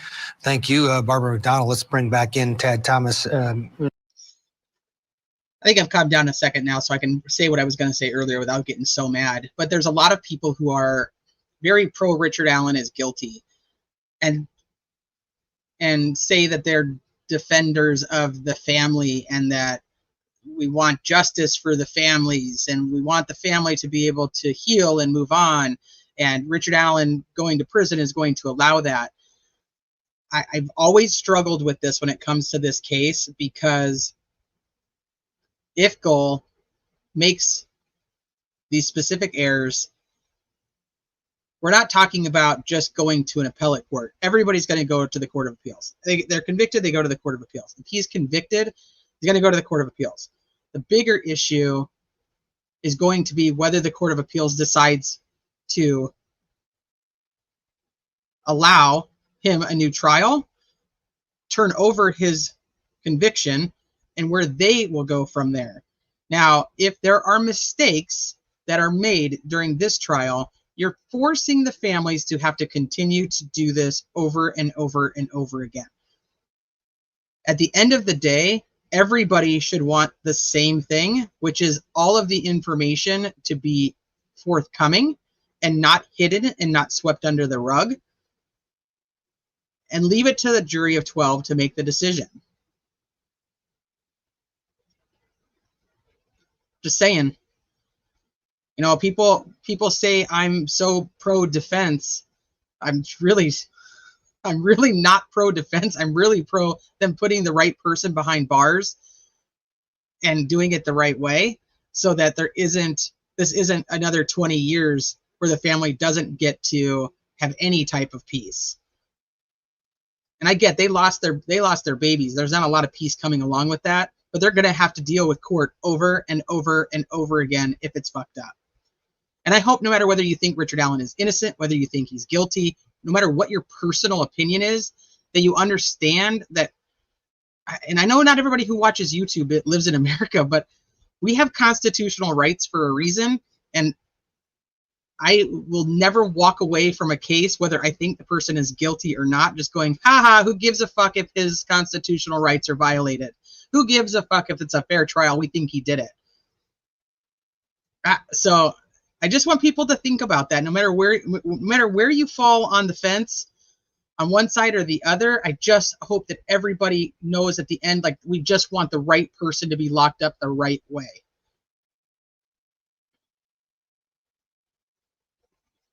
Hey, Sleuth Intuition. Appeal waiver will be included in the deal. Do you think Nick's going to offer him a deal? At this point, I don't know what he would have to offer. Like a set amount of time, maybe a specific prison. Like, you won't go back to Wabash. What do you think Nick could offer at this point? And that's open for anybody. If you think that there could possibly be a plea deal put on the table, a plea deal can come from either side too. So you can get a plea, like if the defense decides, like, hey, we don't think we're going to win this at this point, they could offer a plea. They could walk in. So for instance, we talk about Chad Dorman on this channel a lot. And if you guys aren't familiar with it, it's the case from Ohio where he just pled guilty just a couple weeks ago. So his defense team went and offered a plea deal to the prosecutor, essentially saying, hey, he'll plead guilty to all of this as long as you take the death penalty off the table. So they did it, but I mean the plea deal actually came from the defense side. We were told that in the Watts case that Watts actually was the one who presented the deal to the prosecutor. But in the deal, there typically is something to bargain with. Now, Richard Allen could just go, hey, I'm just going to change my fucking plea, and that's it. I'm guilty. I did it, and I'm done, which is another really weird thing, and why I cannot wait to have the transcripts in hand, because there's something happening with these letters to the warden that I'm very curious about. But let's see. Hold on. Rick has a better chance with the jury than ever taking a plea. Hi, Ashley.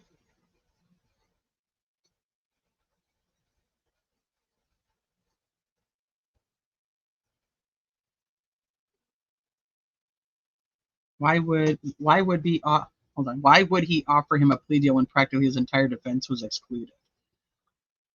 You mean, so you're talking Nick again too?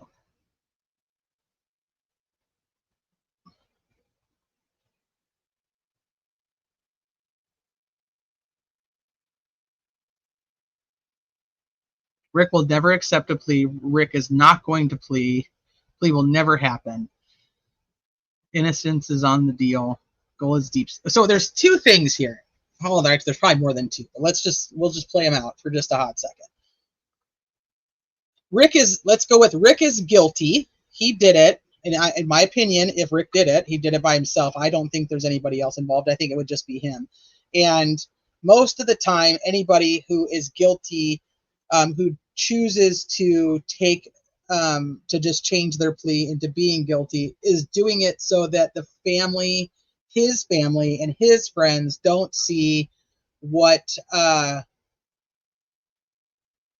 he did.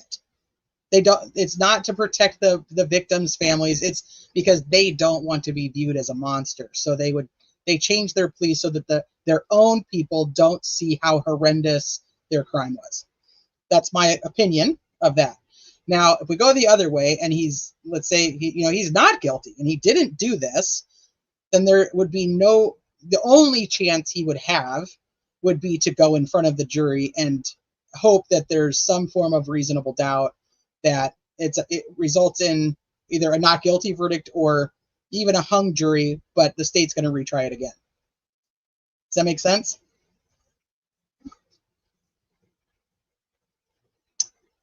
He'd have pled by now if he were going to. That's my thought. I don't see him changing his plea. And I don't know what would I just, if there was, it would just come down to the fact that he did it, and he doesn't want his family to see what he did. He doesn't want them to know that he's a really bad dude. That doesn't make sense, because if he didn't do it, he's not going to just change his plea. I won't count anything out.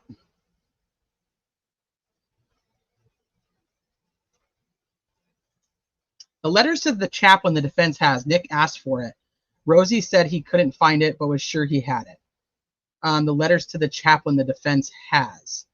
Well, we won't get that until the end of September, most likely, during that, because that's a conversation that they had. And I've heard people who were in court say two different things about this, Scarlett. So I'm going to kind of leave that one. I'm going to leave that one, because I've heard people say that there's two letters that were written to the warden. The warden saying that he gave those to the where's that place called? Oh gosh darn it, why can't I think of what it was called? But like the higher unit, the one that has the internal affairs in it. They had a name for that place though, and I can't think of what it was called. Then I've also heard that he didn't open them, but then I've heard that he did open them, and he knew that they were Rick wanted to change his plea, but that the warden didn't do anything about it and just gave them to IA. So that's one thing. The letter to the chaplain, I've heard that there was supposedly a letter written to the chaplain that has been mentioned in discovery, but that the letter itself was not found in discovery. I've also heard from other people that the defense has the letter. Once again, there's two varying stories from people that, two different people who are sitting in the exact same courtroom. It makes it very hard, which is why we need it. We need to be able to see it, or we need to be able to hear it ourselves, because this is what happens. And then it just causes so much chaos. Causes so much chaos on social media, because we don't know exactly what we said, and we just have to kind of trust. You can't even really trust, because it's like people are hearing what they're hearing. Hey, Angel. Yeah, they're definitely for all the discrepancies. That's why we order them. I heard Rosie said that they couldn't track it down. That was one of the things I heard too, was that Nick said, no, it's in there. And Rosie's like, yeah, we don't have it. Susie Q says he has a top-notch defense counsel. They will dig in. This is going to be their time to show whether they are the attorneys that their reputations say they are. If it ends in a hung jury and the state retries it, would Gull still be the judge on the case? She very well could be. Yes. Radar, that's where I'm at. That's really where I'm at. It's like, but the defense, she wants them to up their game when it comes to these particular people, then that's what they have to do.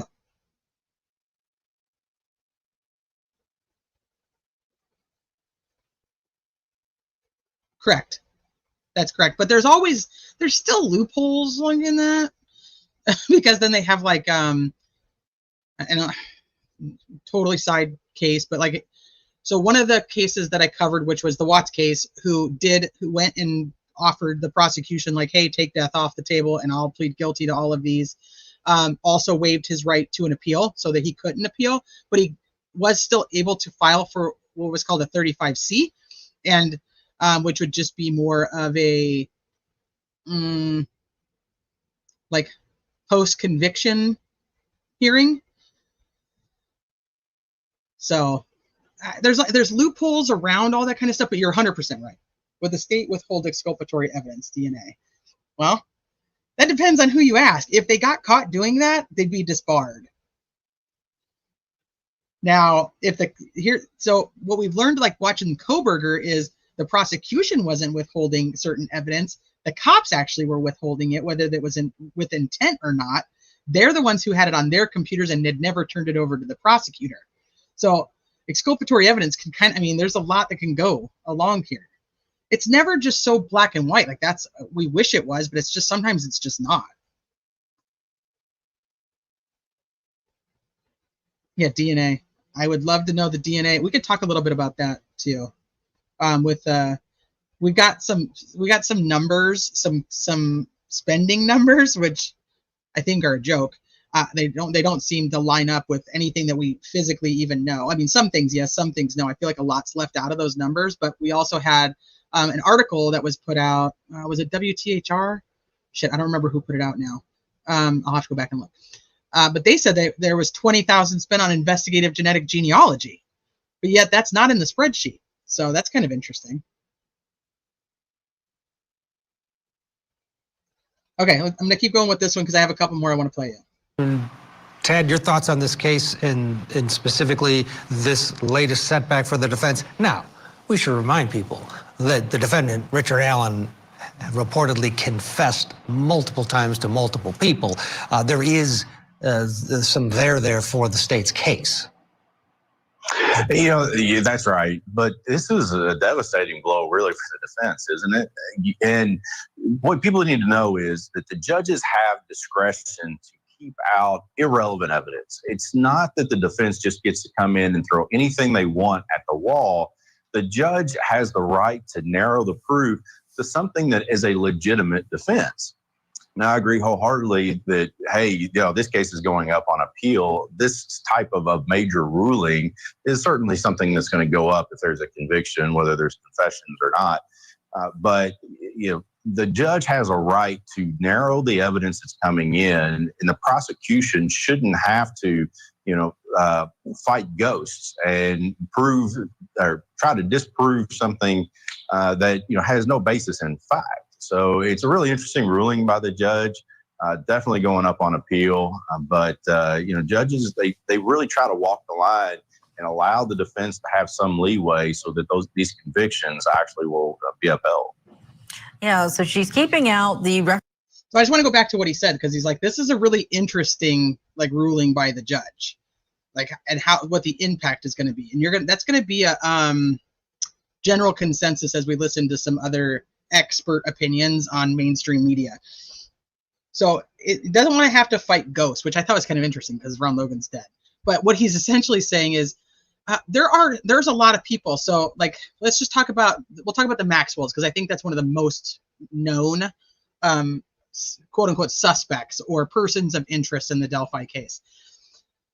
So somebody says, hey, we saw one of the Maxwells. It's gone back and forth on which one it was, whether it was dad or son, walking down 300 North. And so they do a search warrant. They go to the Maxwell's house. It's like, I mean, the search warrant served like the next day.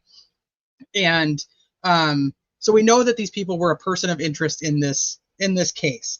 Now they go there, they don't find anything, everything is done. So what he's saying is the defense should not just be able to come in and throw the Maxwells out there and be like, well, you guys on the first day thought it was the Maxwells. Wait, who are the Maxwells? It was one of the first search warrants served, one of the very first ones served in the case. So they're not overly important. Their search warrant would be if we could get our hands on it, but we can't right now. But my point is that the defense can't just come in and throw out all willy-nilly, like, hey, you know, you guys served a search warrant on this house, and now we think it's them. And we're going to say it's them. Like, the prosecution shouldn't have to fight every investigative avenue that they went down in order to prove that people weren't actually the right person. Now, the reason I find Ron Logan so interesting is because they were after Ron Logan for a very long time when it came to this case. It wasn't like a one and done. They went and just searched his house. They went there, they took all of his guns, which they could because he was on probation. So they went there and took all of his guns and ammo. And then they filed another search warrant and went back about 5 to 7 days later and wanted to do all the outbuildings and everything else of Ron Logan.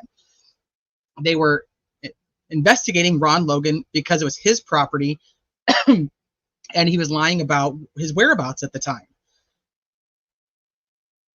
Now, if you go back to the Ron Logan search warrant, which we do have access to, it's talking about that his phone is pinging in the area of the crime scene. Now, how did they end up ruling that out? How did they end up saying, nope, it wasn't him? How did they ever go, to figure all of that out?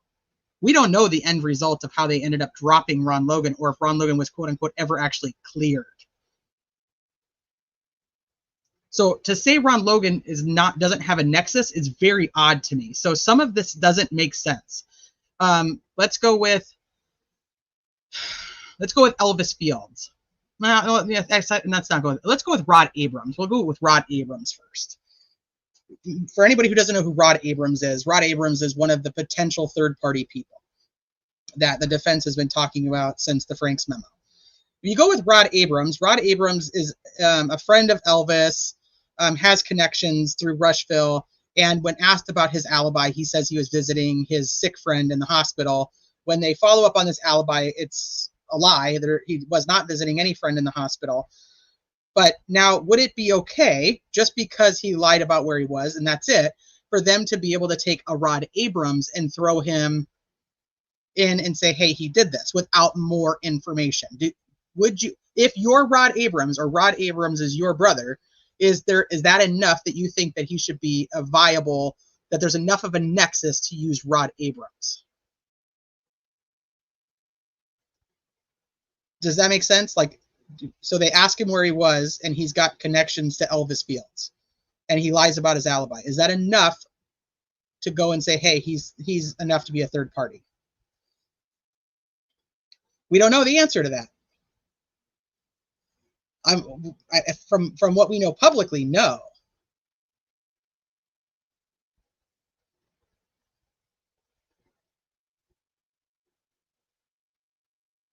But he says he was with Elvis that day, and that Elvis was with him at the hospital, which we know there's no visit to the hospital. But is it enough? Just talking about Rod Abrams himself.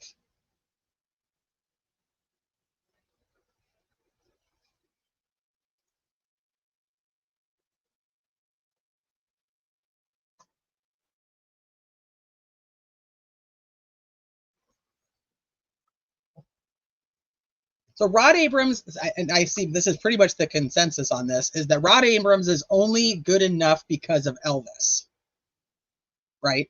Dan, yes, but we're not going through them until probably starting tomorrow.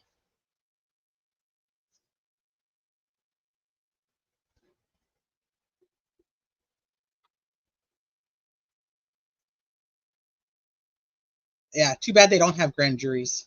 That would have been a better way to go about this. Right. It feeds into the lack of investigation, but maybe not enough for a nexus to be a third-party defense. There's no reason they can't attack the investigation. The defense still can't attack an investigation.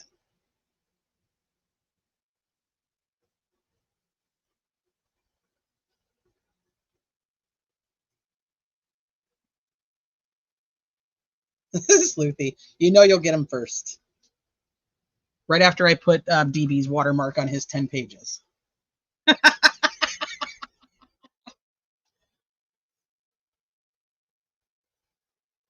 The Rockaways. Hi. I can't bear to absorb the details of this legal travesty. I feel like I'm about to read some Shakespeare. The Gull is a monster, and she has rigged the entire process to protect Nick and the ISP.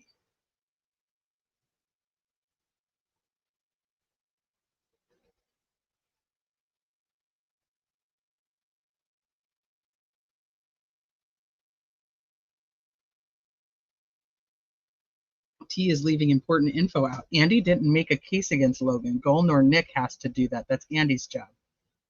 Wait. I think there might be a typo in there. T is leaving important info out. Andy didn't make a case against Logan. Gull nor Nick has to do that. That's Andy's job. So what?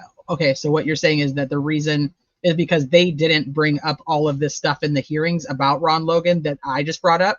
I'm thinking I'm picking up what you're putting down. I really hate that. Like sometimes it's like I can't understand.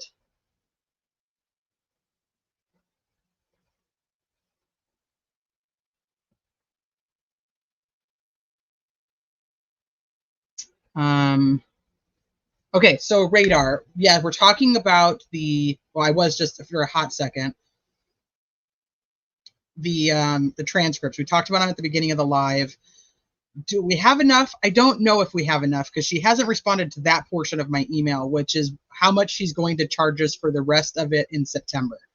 So as of right now, we're getting charged $1 per page for the 7 testimonies of, I don't remember all of them now, Holman, Purdy, Gallipo, Cecil, Harshman, Perlmutter, and Cicero. So we're paying $1 per page for that. So it's about a little over $350 currently, which we're fine. We can absolutely cover. I had asked her if she would let me know how much she was going to be charging for the remaining amount at the end of September, and she hasn't answered that part yet. So do we have enough? If she charges us $1 per page, we're fine. If she charges us the $5.75 per page, we're not.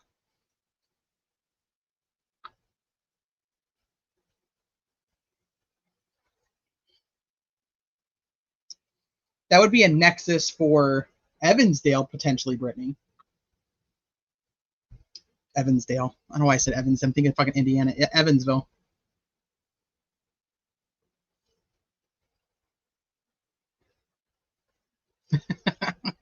Sometimes I feel like it's my inability to understand because I'm like, I know people are making really good points, and I'm like, I don't fucking get it. I guess I'm struggling with if Click are such great cops, then why wasn't the investigation into the Odins thorough? Because they still had to report all of their information. This is where I struggle with this too, because this is why I struggle with the unified command, because from my understanding, and if I'm wrong, somebody tell me that I am and show me where it says that I'm wrong. If every search warrant, everything that they filed for, they had to run it up the ladder and give it to unified command. So they didn't continue to follow through with all of it. They were giving it to them and saying, hey, this is where we're at. Hey, this is where we're at. Because there was 7 people in the unified command that they had to report to. So then they were the ones dishing out what was supposed to happen. From the transcript of one of the hearings, that's pretty much how they said, like, we would go to the meetings, we would sit there, and they'd kind of tell us which way we were going. But unified command ultimately had that final say-so. So that's where I think the biggest disconnect is when, was it Click or Murphy? One of them was on the stand. They're saying, like, we don't know what happened with this search warrant because we gave it to them. So we don't know if they ever served it or not.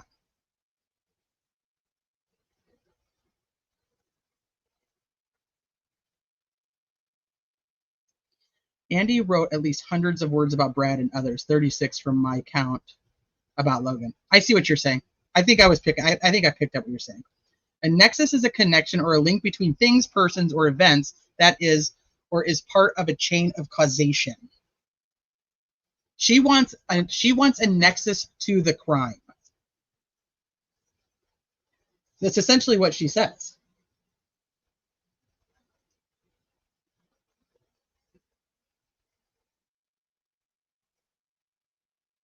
Where does she say that?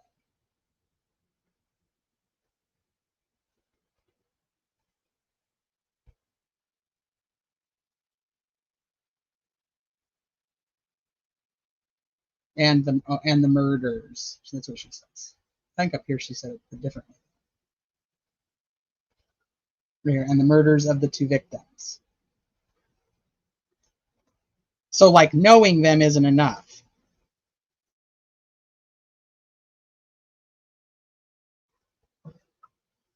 Okay, let me go back.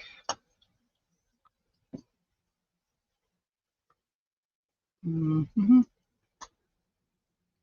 References to this cult, alleged cult, Odinism, that's been coming up in some of these motions by the defense.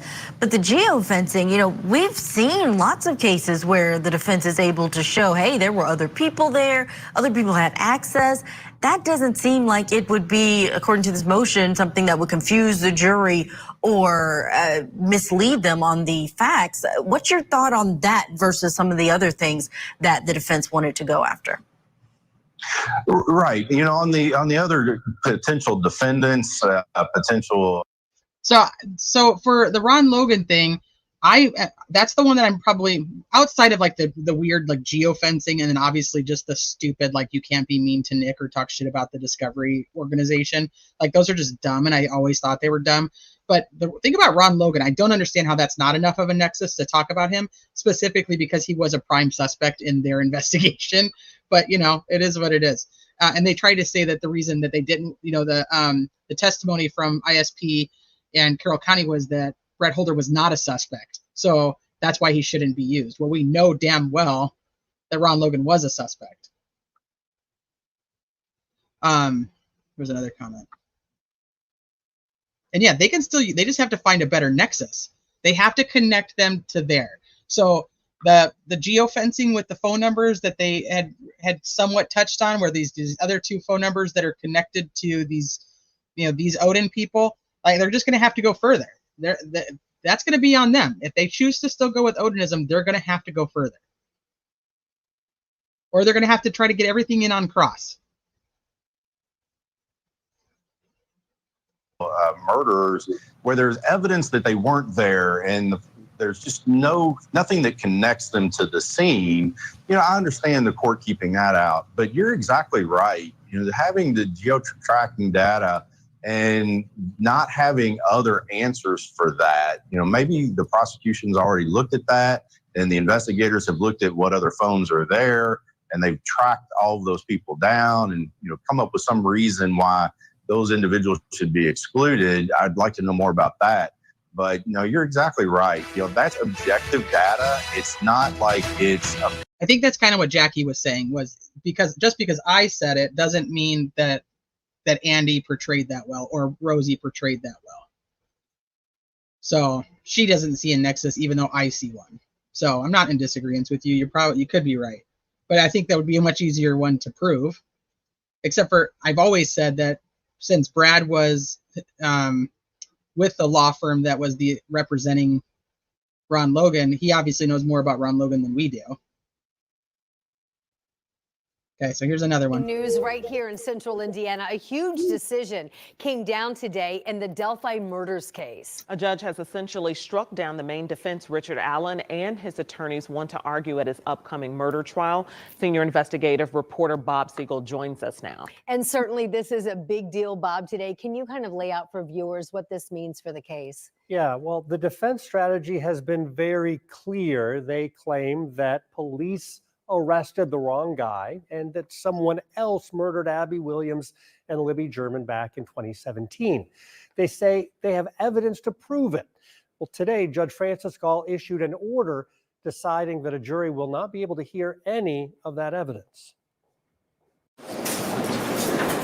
While Richard Allen has been behind bars awaiting trial for nearly 2 years, his attorneys have been crafting his defense. That defense includes collecting evidence that they claim shows 2 Delphi teenagers were killed not by Allen, but instead as part of a ritualistic sacrifice committed by followers of a pagan religion called Odinism. Today, Judge Frances Gall delivered a blow to that defense strategy. She granted a motion by the prosecutor that prohibits Allen's defense team from introducing any evidence that the girls' murders were linked to Odinism or a ritualistic sacrifice. And the judge said the defense cannot mention any of the 9 people they've developed as possible alternate suspects. Judge Gall wrote, "The court finds the defense has failed to produce admissible evidence demonstrating a nexus between Odinism, cult or ritualistic killing, the alternate suspects, and the murders." She went on to say the court will not permit the evidence submitted by the defense, as the value of such evidence is greatly outweighed by confusion of the issues and its potential to mislead the jury. It's hard for me to wrap my head around that. Katie Jackson-Lindsay is our 13 News legal analyst. What does this mean for Richard Allen and his defense team? It does put them at a huge disadvantage, and it will require, I would think, a lot of adjusting, a lot of redeveloping their defense, and really sitting down and deciding, okay, what is our defense now? Because we know from all of the public pleadings that their defense is they have the wrong guy. Jackson-Lindsay says she's surprised by the judge's latest ruling, especially because at a recent hearing, we saw evidence showing even Indiana State Police looked into Odinism as they investigated the Delphi murders. And an expert witness on ritualistic crimes testified for the defense. She's absolutely certain Odinism was involved in the murders based on photos from the crime scene. They are sitting on this evidence that they know is in existence, and they never get to allow the jury to see that. So absolutely, they're at a huge disadvantage in terms of representing their client. And as a defense, you absolutely, if you have evidence or you have information that someone else is the bad actor, that someone else committed this crime, you have to be able to present that. So this ruling absolutely undercuts the opportunity to do that. And it's just not something that you see happen often. Now, in her ruling, the judge says she will allow Allen's defense to try again at trial to show a direct link between the Odinism evidence and the alternate suspects, but that will have to happen with the jury not in the courtroom. And if that attempt fails, the jury will not hear any of that evidence at all. So the only benefit of that is Allen and his attorneys will get the evidence into the trial record so that it could be considered down the road if Allen is convicted and he chooses to appeal. So it seems like there have been a lot of rulings against Richard Allen lately. Yeah, there had just last week. This is the consensus judge ruled throughout that almost every the news jury channel. will be allowed to hear more than 60 confessions that Allen allegedly made while he was in prison. That was a win for the prosecutor. Today's decision, another big win for the prosecutor. We'll now see if the defense is going to shift their strategy, and they don't have a lot of time to do it. The trial is scheduled to begin in just 6 weeks. Right, 7.5 years for justice in this case. It's been a long time. We're waiting here 6 weeks. Of course, we will be at the courthouse, in the courtroom when the trial happens, and we're expecting it to start in the middle of October. Yep, in Carroll County. Thank you so much, Bob. You can read more about today's So he says the same thing essentially, or I should say she did. And somebody asked who she was. I didn't catch her name, but she's like she's one of their legal analysts for this channel. But he's saying the same thing. Like, she's not saying no. She's not saying you won't be able to. You're just going to have to prove it more. You're going to have to show me more. Hello, Lahi. Thank you for the super chat. I believe Amber Holder and EF Sisters. I think it's unfair to say we trust or don't trust LE and then say, well, we only trust these specific LEs. So I think that's a tough call on both sides because, I mean, there's reasons that I personally don't trust like a Liggett or a Holman, but would prefer to trust like a Murphy or a Ferenczi. But if we say like we're just for LE so we think he's guilty, doesn't quite make sense because there is LE who says they don't think he's guilty. So it's kind of like, at the trial, which is too late. Nobody's asking, where's the evidence?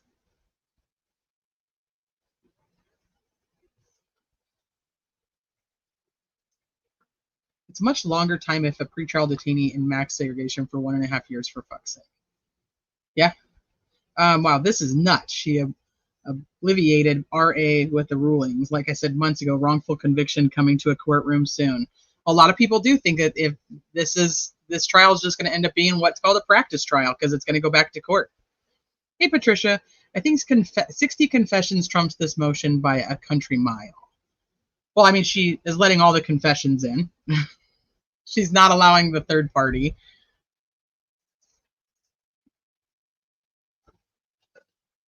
Let me see. It's not about Odinism per se. It's about people who were in that world. That's what I've said from the get-go, and I think that was a mistake on the part, because I don't think, even if we go with the third party, and I'm not sold on it being the ritualistic aspect of it, they'd have to have some real proof to show any type of ritual, which I think it would have been better if, this is my opinion, if they had gone with the fact that the perpetrators of the crime happened to be Odinist versus the Odinism is the cause of the crime, if that makes sense. But hey, I don't have all the evidence either, so I'm just going off of what we know so far.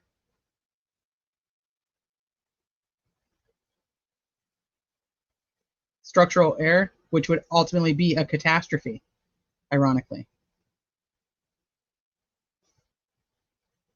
Well, for me, the confessions they could go either way. Yeah, I mean, you have a blubbering person who's just confessing to all kinds of random shit. 60 could go excessive one way or the other. That you've got a really fucking madman, or you've got a guilty man. But until we know what's in them, I don't think it matters yet.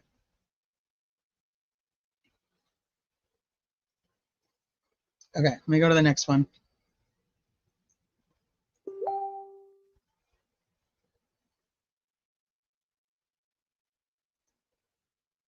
Made by accused Delphi double murder suspect Richard Allen will be allowed in his trial this October. The ruling came down yesterday after a hearing about a month ago. Fox 59's Eric Graves talked to a few legal experts about what this means for the trials going forward. This is one of the major rulings we've been waiting on. Allen's dozens of confessions are significant, but the lawyers I talked to say it's not the end-all be-all for either side of the trial. Nearly a month after 3 long days of hearings in Carroll County, Judge Fran Gohl has decided Delphi double murder suspect Richard Allen's dozens of confessions can be heard by a jury during his October trial. One would be enough to cause a great deal of grievance for the defense. Allen was arrested in 2022, accused of killing Abby Williams and Libby German near the Monon High Bridge in 2017. In the spring of 23, while Allen was locked up in Westville Correctional Facility, he reportedly made more than 60 confessions to his wife. This may be the wrong clip, but I'm going to play it because it's not very long. But I don't think this is the one that I wanted to pull up. Just FYI, hold on.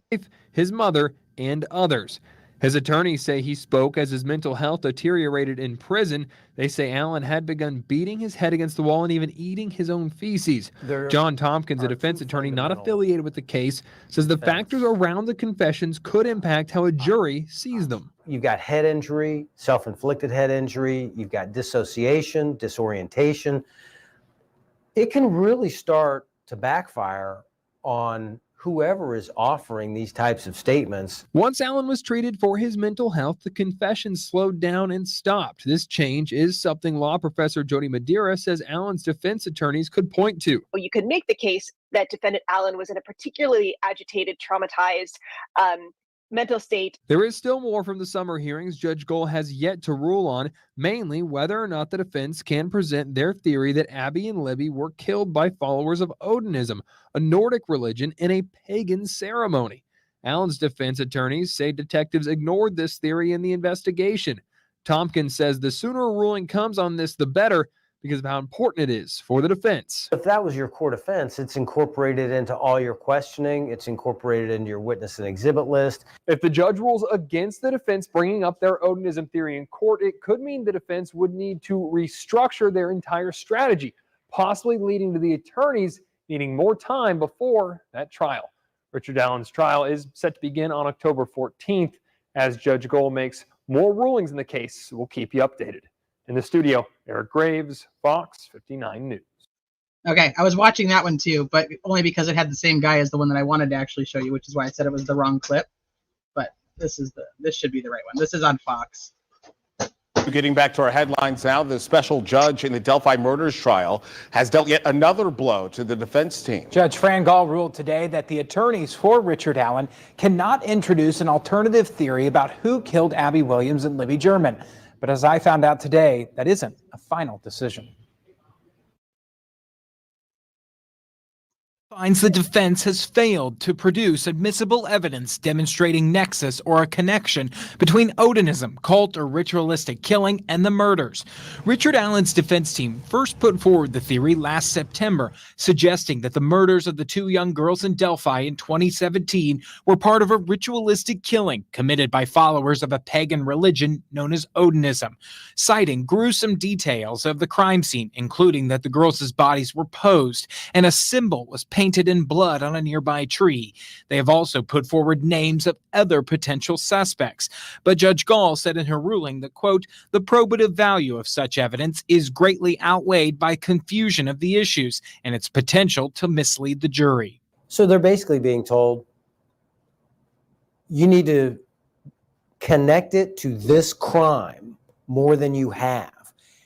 And so they get to go out and see if they can do that. Defense attorney John Tompkins is not affiliated with the case, but says if they're able to provide more of a solid connection, the judge left open the possibility that the theory could be introduced. She didn't say Odinism doesn't exist. She said, to get this in front of a jury, you have to show more that it existed here. Same goes for the list of names of other potential suspects the defense team has put forward. Tompkins says while the attorneys may not have a solid connection between them and the murders, he says it doesn't appear the prosecution has cleared them either. If the state was in possession of investigatory results that cleared these people, alibied them, said they couldn't have done it, that would have come in during the August hearing, but it didn't. And Tompkins went on to say he doesn't believe the defense team will appeal that decision because Judge Gall didn't make a final ruling on the Odinism evidence. Right now, Richard Allen's trial is set to begin in mid-October with jury selection, and it's scheduled to last about a month. For full continuing coverage of the Delphi case, as well as how Abby Williams and Libby German are being remembered, you can head over to our website. Okay, so I thought he was interesting because one of the last things that he says, let me see.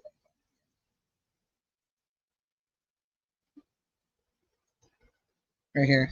Has cleared them either. If right there, it shows that. Here it is. He says it doesn't appear the prosecution has cleared them either. If the state was in possession of investigatory results that cleared these people, alibied them, said they couldn't have done it, that would have come in during the August hearing, but it didn't. And Tompkins went on. That's the most interesting part and the part that's bothered me the most. If these people if they were investigated and they were cleared, which is what there's so many people are saying that they were cleared. Where are they cleared? Where are they cleared? Where was the rest of it? Where was the search warrant on the phones? Where was the search warrant of Elvis Field's house and looking for this blue jacket?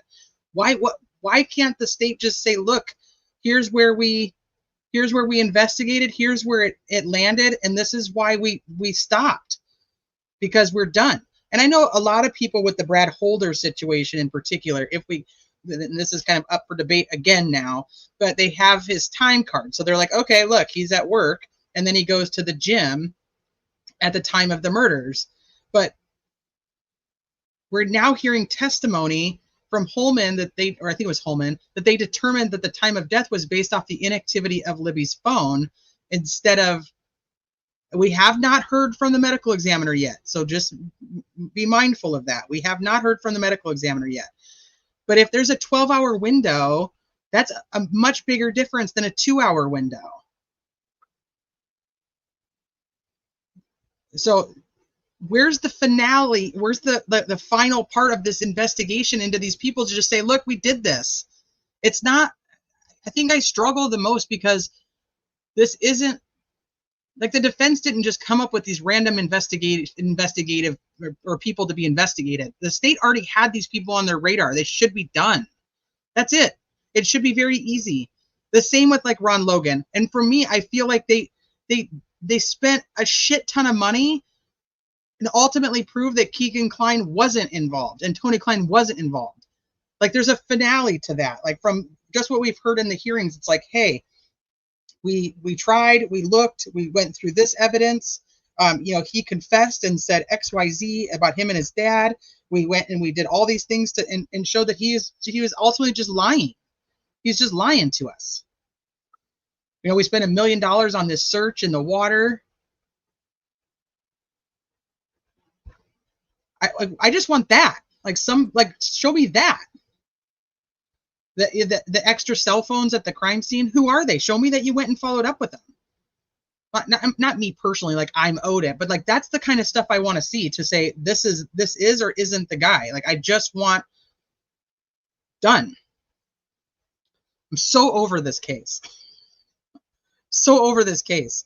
And the rulings like today, although not surprised, I shouldn't say, I was somewhat surprised. I'm surprised that she's going to go with the offer to prove, because it's just such a jury waste of time, which they'd already discussed in one of the hearings, that I'm surprised by that, but I'm not surprised by the totality of it, I guess. And it's weird. The geofencing shit is weird. I don't know why that's not coming in, unless there's just another search engine that they used, or not search engine, but another pinging instrument. Either there was definite evidence clearing them, or the defense didn't do a very good job arguing the nexus. According to my understanding of it, she wants it more connected to the crime and not the victims themselves. Like, so the nexus for Brad Holder and Patrick Westfall had to do more with the fact that they were Odin and the fact that they knew Abby, right? She wants more of a nexus to connect them to the actual murders / crime scene / anything like that.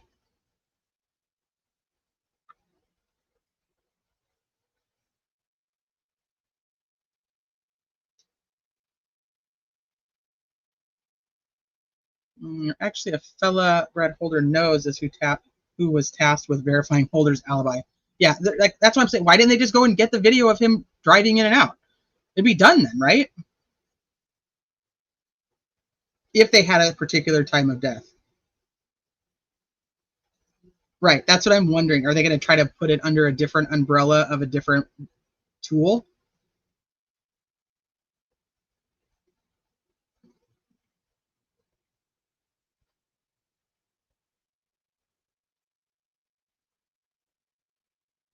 The paper quoted the part about the box cutter as just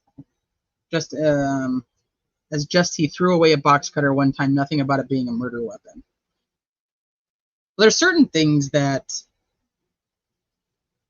I'm curious to read the transcript on, which is exactly like, did he say that he threw a box cutter away one time, or did he say that he actually used it? And did he say who he used it on? Did he say what he did with it? No, there's just a ton. There's a ton more that, for me, and that doesn't mean there needs to be for any of you. For me, I need something else. I need something else. I think they knew who the phones belonged to. I truly believe the defense said there were other phones around the area to add to their story and hype. They can't just say it, though. They had to show it. I mean, if she's going to allow it in, then if she would have allowed it in, they'd have to show it. They can't just go, hey, we just think there might be other phones. Like, they have to, the information is from the process. You know what I'm saying? Like, they have to show that. Like, look, here, there's two phones here that we have no follow-up on.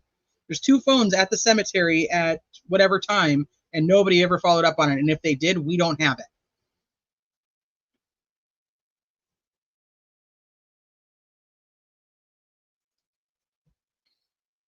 it. I'd be curious if they wrote a Frank's memo now, with the amount of additional discovery they've gotten in almost the last year, how it would look. Hundreds of searchers lit up like a football field, people looking at 6 a.m. I don't think so. If you haven't been to the trail, no one saw the shoes and the clothes. I think I'm confused by this. No one saw the shoes and the clothes, so there's a possibility that they wouldn't have seen the girls because they didn't find the shoes and the clothes, or it's proof that they came back. Smog removal? I don't think that's one of them.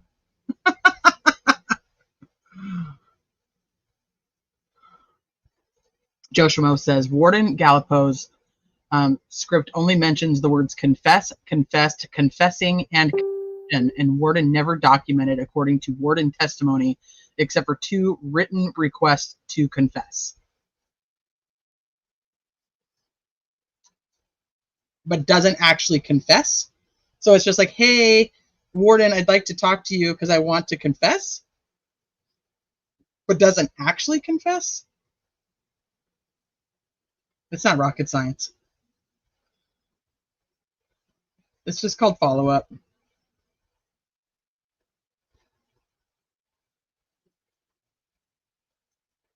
The statistics say who finds the body is the killer, so you cannot know that. I feel like there's conversations happening in chat that I'm not privy to, and I'm not following the flow correctly.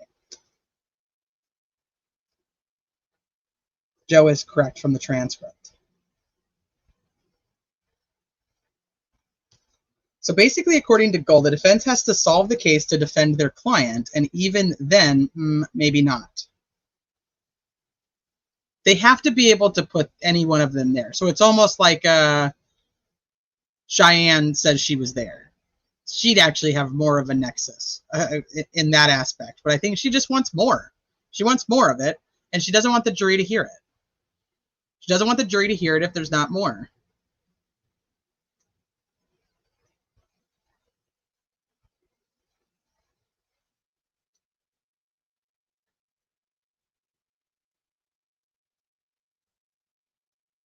Keegan did come out and say he did it. Well, he said his dad, he thinks his dad did it, actually. Why he waited in the car. You have Ron Logan, who has a supposed confession to a cellmate, right?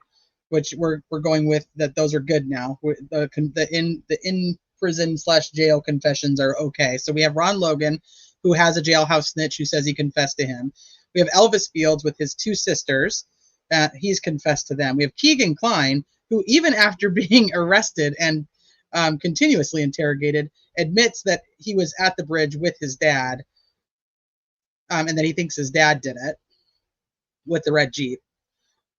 I mean, there's definitely fucking people who just are just randomly fucking confessing to shit. I mean, if you look at John Bonet and Madeleine McCain, like how many people have falsely confessed to being a part of that? Like, people are fucking weird.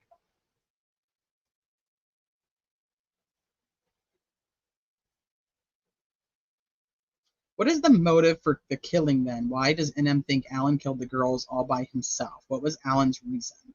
I don't believe he has to prove motive, but a lot of people like to have motive. I'd like to hear from Cheyenne as well. I'd just like to talk to Cheyenne so I can actually go through and say, hey, is this actually you, or was this your fake account, or a fake account pretending to be her? Because I have so much stuff about Cheyenne, but I can't tell which ones are which necessarily. Chelsea, I think that we've all agreed that we don't think that the defense really pushed all the information about Ron Logan to the judge in order to make him have enough of a nexus. But as a public, we see the nexus, if that makes sense. I want to see a nexus case go all the way to the state Supreme Court unless we find the case law defining it more appropriately than Mr. Nick McClellan, and more definitely than Judge Gall, more definitively than Judge Gall.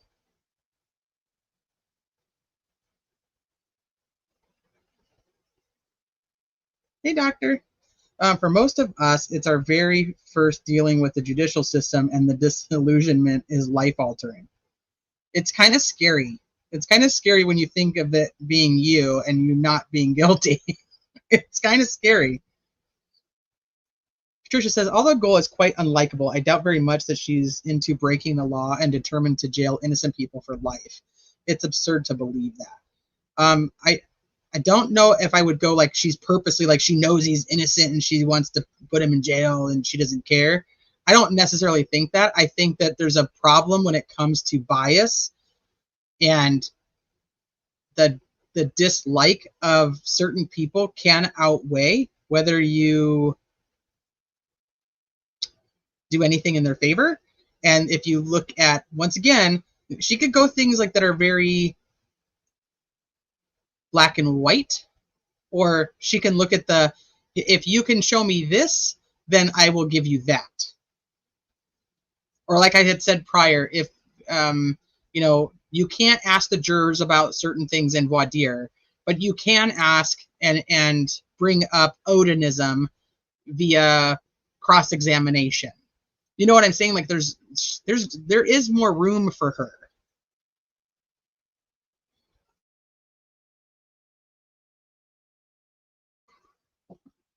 So I think that's the bigger issue. Like, that's what he wanted. He wanted a DNA nexus, apparently.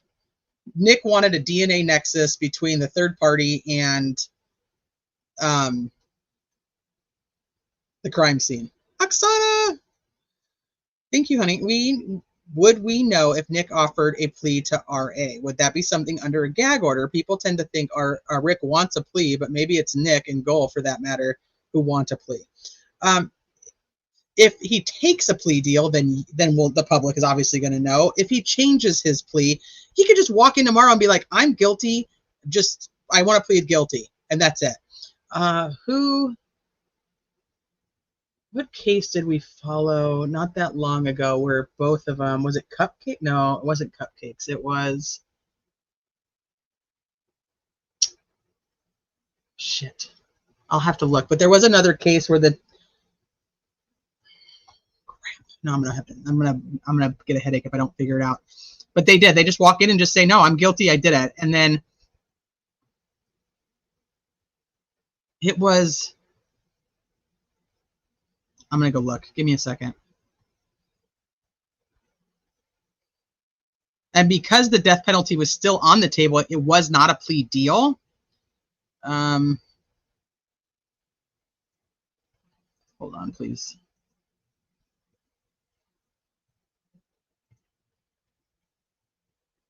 He actually, I don't know why I'm not thinking of the name, and it's really bugging me.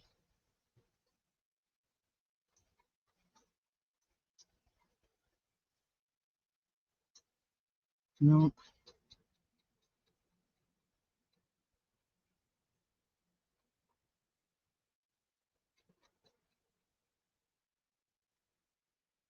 Jeremy Williams. It's the case, the case of Kamari Holland. We've talked about her on here, but Jeremy Williams was his name. And he went in and just said, I did it. I'm pleading guilty. But because there was no actual plea on the table and he was still up for the death penalty, he still had to go through a sentencing trial.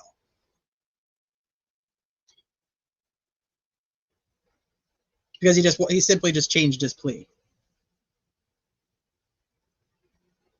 No, wrong one. Yeah, we talked about Chad Dorman too, but he made a plea deal where he said, I'll plead guilty, you take the death penalty off the table. Jeremy Williams was the one who was, he just said, no, I'm guilty, I did it, and whatever happens, happens.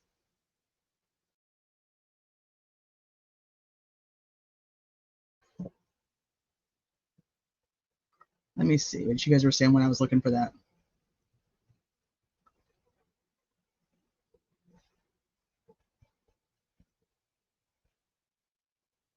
Now, Kamari Holland was the one that her mom was a piece of shit.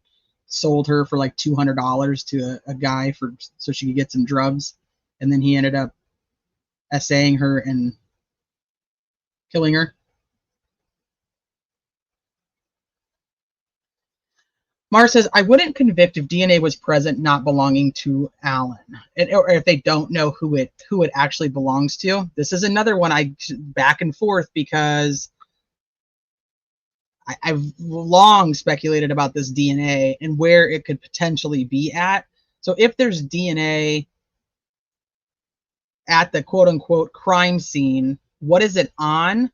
And can they prove that whatever it is on actually has to do with the crime? So, you know, we talk about like DNA and fingerprints. Obviously, there's DNA and fingerprints at every single crime scene unless somebody goes through and cleans the shit out of it. You know what I'm saying? It just doesn't actually pertain to the crime.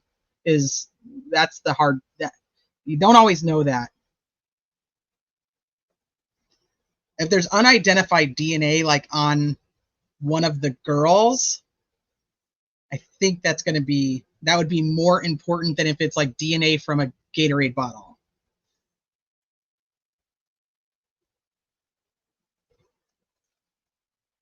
Hey, Cryptex. Hi, Yaya. Well, if there wasn't unidentified DNA at the crime scene, why would they take Pat Westfall's DNA again in August 2023? There absolutely is. That's what I think too. There's DNA. I just don't know what it is. I don't know what it is, and I don't know what it's on. But we know from the supposed depositions that there is no tie from the DNA to Rick Allen. Wrong for any American not to be able to point the finger when they weren't the one that did it. It's sickening. I just think she wants more. Patricia says the defense are out of their depth and have intentionally caused these problems to mask their lack of ability, and Gold knows it. I don't know if I agree with you there. I mean, they have an outstanding reputation. Like, they're not newbies. So I mean, they're supposedly very, very good defense attorneys. I just think that we're jumping the gun, if you will. I think we're jumping the gun and saying like, okay, well, this is it, then they're done. I don't think we're there yet. I think that we have to let it play out and see if they are good attorneys, what they do with it, where they go from here. I mean, did they put all their eggs in one basket? Is that where we're at? And then now that's it and it's over? If they did, I mean, I don't know. I know this is Nick's first murder trial. Well, I think wasn't he like a second chair on something? I think he did something with a death before, but it wasn't murder. Certified gun jumpers.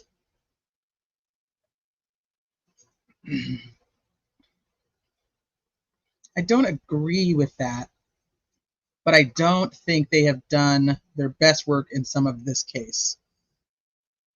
That could be true, and that's why I said only time's going to tell. I've said the DNA does not match the girls. Yes, it's definitely unknown DNA.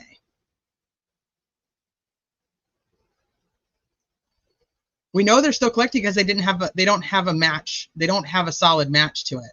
Or what some have speculated is that there's not enough, and so they're using it as almost like a ruling out method. Like, a lot of people would match these specific markers, but if you don't, then we know it's not you, kind of thing. But it could still be these 20 other people. I don't know how I feel about that. We don't know enough about it.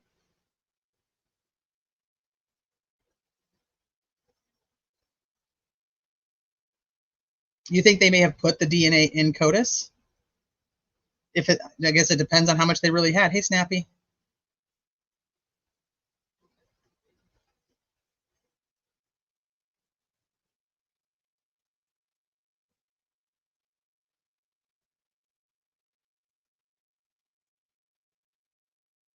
That would be interesting. Let's say that they did get some type of touch DNA from the unspent round. See, these are the things we don't know, and it's like literally just becomes pure speculation, but wouldn't that be interesting if the DNA or the fingerprint is from the unspent round and it doesn't match?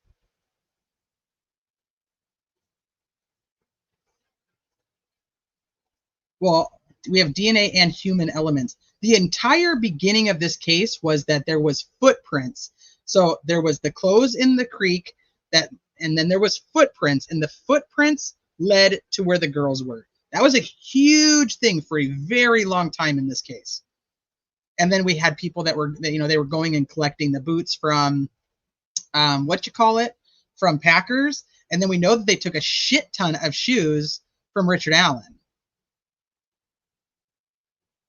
So do we have like shoe prints that are going to say that this person? So here's another thing too.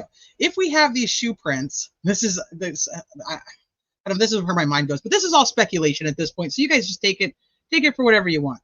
I just meant like what they send to the, well, we don't even have that. It's not even on the spreadsheet. So I don't know. It's weird. If we have shoe prints or footprints that lead to the scene, and they're a size 10 or a size 12, and Richard Allen's wearing size 6.5 to 8s in most of his shoes, you can kind of get a general idea that would probably not be his. But if they were super small, then they would have probably gotten a good idea that they weren't Ron Logan's either, because he doesn't have like size 7, 8 feet. You know what I mean?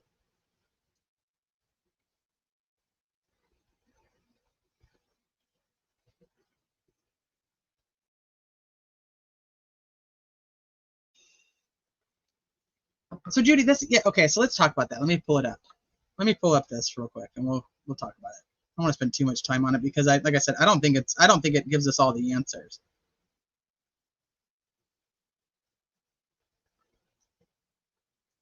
Ba-dum-bum-bum, ba-dum-bum-bum. Does anybody have the link to that handy? So I don't have to try to, I could probably just find it. Let me see. It was WTHR.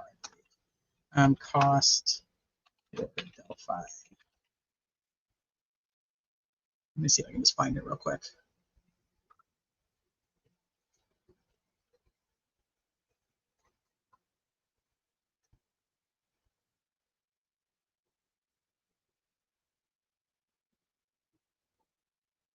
The one that talks about the genetic genealogy, the 20,000. Does anybody have the link for that?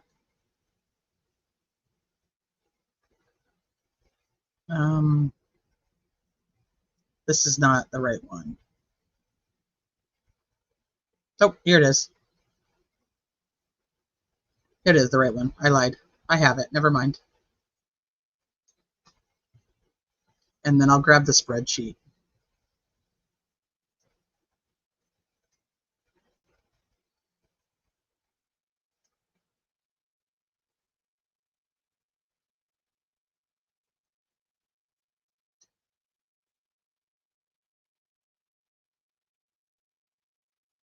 So we're being told that the spreadsheet that was sent out is the same spreadsheet that was sent to WTHR.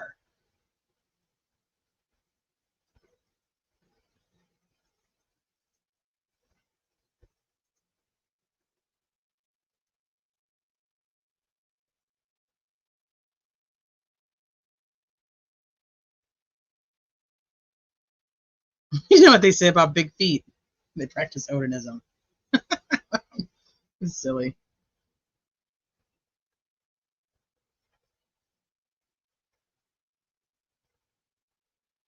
Okay, so this is, do I have the other thing up? Yeah. So this goes through, let me get rid of some of this crap that's just up here.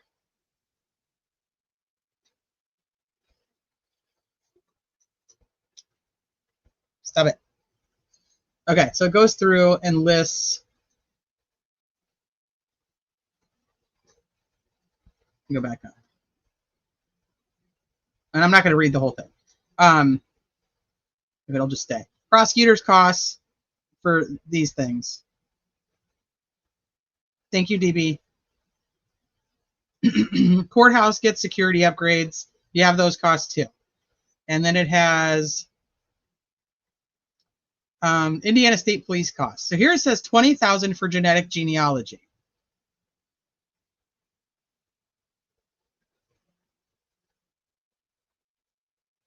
But then in the spreadsheet, it doesn't have that. But this is supposedly the same thing that was sent out. But it doesn't have the ISP stuff on here. This is why I think it's like, it just doesn't make a lot of sense to me. So unless somebody can like break it down, it doesn't add up. It's not the same amounts of money. Not to mention, we're not talking about any of the amount of money that was spent to do any of the other testing. So $20,000 for genetic genealogy. Spent $20,000 on genetic genealogy and we don't have a person?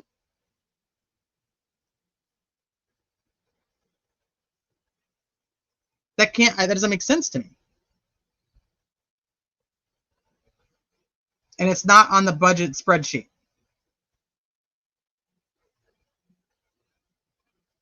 So how is this the same spreadsheet? CC Moore? Well, so according to Becky Patty, she had talked to CC Moore at CrimeCon and was then told that they already had another way that they were going about it, so they didn't use CC Moore, which to me means they probably used, instead of using Parabon, they used Othram, if they did it. But if they did it, then where's the information? Go to the end of the article, it explains. More than 3/4 of those costs were lodged as part of the murder investigation prior to Allen's arrest. Only $76,000 of ISP expenses come since 2022.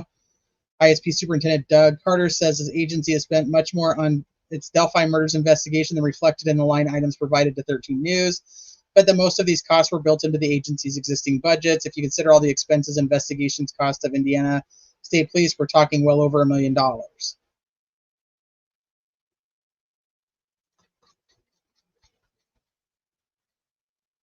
That's it. That's the end of it.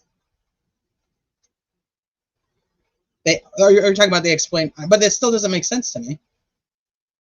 Some sort of Jesus criminy, all these stupid pop-ups everywhere.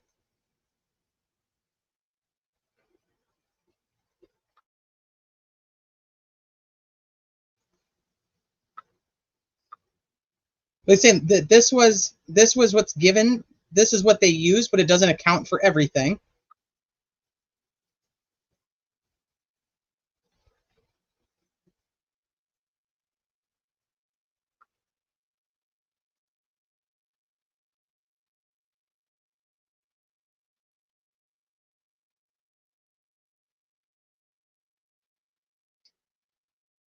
Let me see. So 20,000 for genetic genealogy, 8,500, 5,500, 9,100, 22,000 for investigator lodging.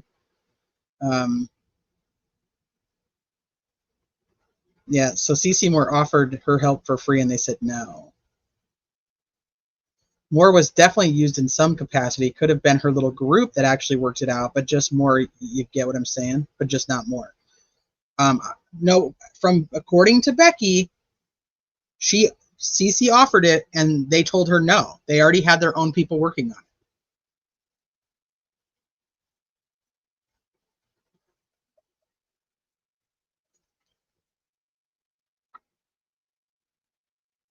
They won't be able to question. Patty, that would be hilarious. They're going to be like, okay, so where are the interviews of this person? And they're be like, we deleted it. I don't know how they could get around answering that they actually did that. And I'm very curious then, if they actually did do this, where's the results and why do we not have an answer?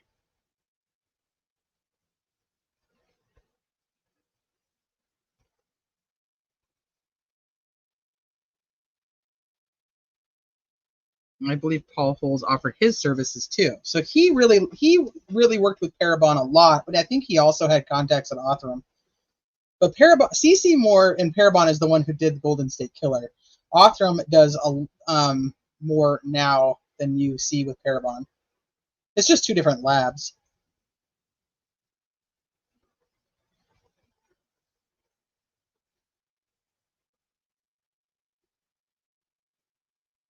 All right, let me see. Let's see if you guys have any other questions. Do you know what T? Now you know what to charge helping with genealogy. Yeah, I would love that. If anybody is interested in genetic genealogy, I did a live on genetic genealogy and how it works and what is used and what the differences are. It happened to do with the Idaho 4 case at the time, but it really pertains to any case. But go watch that. It explains, it literally breaks it down for you if you have any questions about genetic genealogy at all.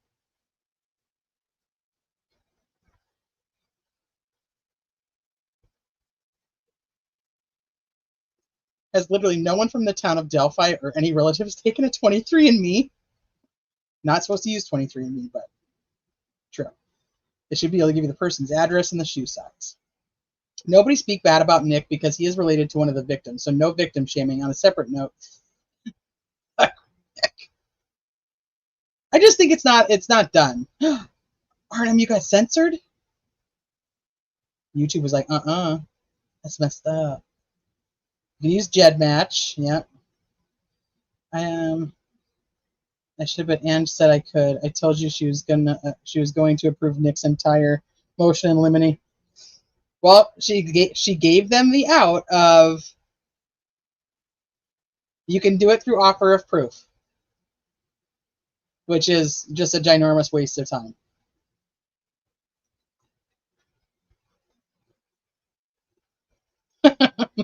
Ain't that a fact?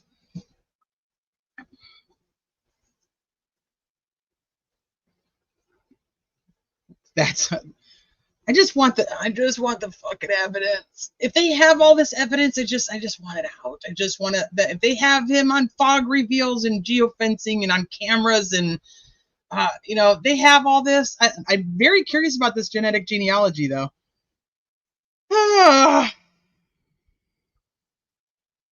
Are Ancestry 2023, I'm thinking it's 23andMe, etc., still opt in, or did they manage to change them to opt out for law enforcement usage? You're not supposed to use 23. Law enforcement is not supposed to use 23andMe and Ancestry. They are automatically opted out, and you can't upload. So, and get down a whole different rabbit hole with genealogy. You can't upload raw data like that into Ancestry. So what they did with the Golden State Killer and what caused a lot of problems was they uploaded his DNA like it was a like they were just looking for, like they were a regular old person. Like, hey, my name's Bob and I'm looking for my relatives. And they started going about it a really not the most ethical way of doing things. And that caused a huge uproar. But it's one of the same things that I'm learning about, like with geofencing, is like there's a lot of constitutional things that have to go along with this, and so the Supreme Courts are going to have to get involved before these are really allowed into everyday court trials.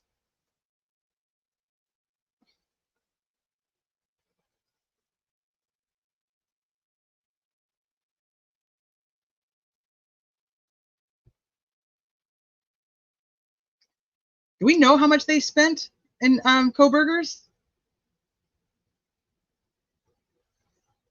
Do we know what their funding, how much funding they put into the genealogy and that was?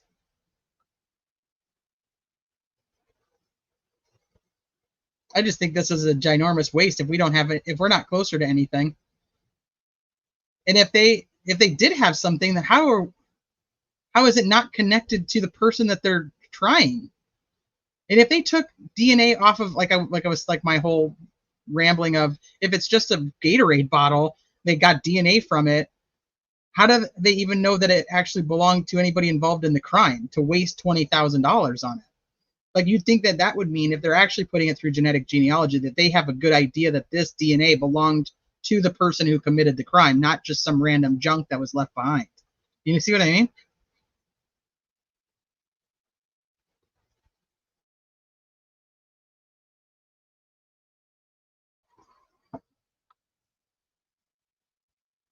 I know in BK's case, they didn't spend $1 million looking for a gun in a river based on a known liar's testimony.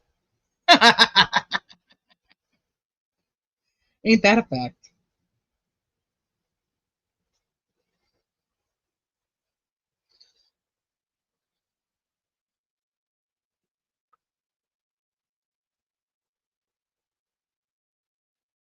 Just like the search warrants can be false, it just can't be used in court. Well, they use it as a tip narrative. And then they got to go find the actual evidence that matches it. But there's a lot of courts that are getting, that are side-eyeing it, like, hey, you can't use it as a tip narrative. You have to actually use it as evidence. And then that's causing some ruckus because it's not gonna work that well, because you can't bring in the people as witnesses and use them as evidence. So I don't know what the future is going to hold of it, but I can tell you that I think it's an amazing tool, most specifically to help identify all the John and Jane Does and get them back to their families. I think that's the best thing for the tool. And then I know people are like anti. My brother is he hates genetic genealogy. He thinks it's just an absolute invasion of privacy. And so him and I go rounds about it all the time. But because I think it's a huge help. And so he's like, you go opt in yourself in, and then you're going to get like, I would get him arrested kind of thing. And I'm like, well, just don't go around killing people and you don't have to get arrested. And he's like, but my DNA is my DNA. You shouldn't be out there sharing it and letting people come to me. like come to find me. And I'm like, well, they should find you if you're out killing people. How do you top the best birthday party? With the ultimate gift. Get rid of that. So I know it's a huge point of controversy. I'm for it. I think it's a very useful tool. But then, you know, we have to go into the future of having your DNA and people being able to have access to your DNA and what they could do with it. And then I go, wait a minute. If they want your DNA, you're leaving it everywhere you go. Yeah, if you don't want your DNA out in the world, you can't be out in the world. I mean, it's out there. It's out there, whether you want it to be or not.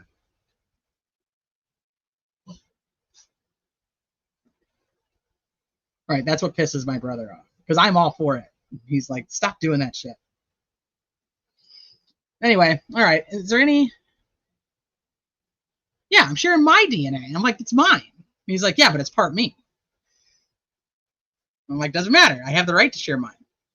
Then I'm like, what are people going to do with it? Like, are you going to end up like in the future with like a whole bunch of me because somebody wanted to like clone me? And then I'd be like, who the fuck would want to clone me? So that shouldn't really be an issue, right? These are the rabbit holes my brain goes down when I think of stuff like this. Anyway, all right, do you guys have any other topics? Anything else you want to say? Oh, I was going to show you guys the video. You know, I have a whole thing that I've been trying to put together on the whole geofencing fog reveal stuff. I'll show you the Cyray clip when I go through that. I'm thinking tomorrow we're going to start with the transcripts. I think that's probably the next thing we're going to do. And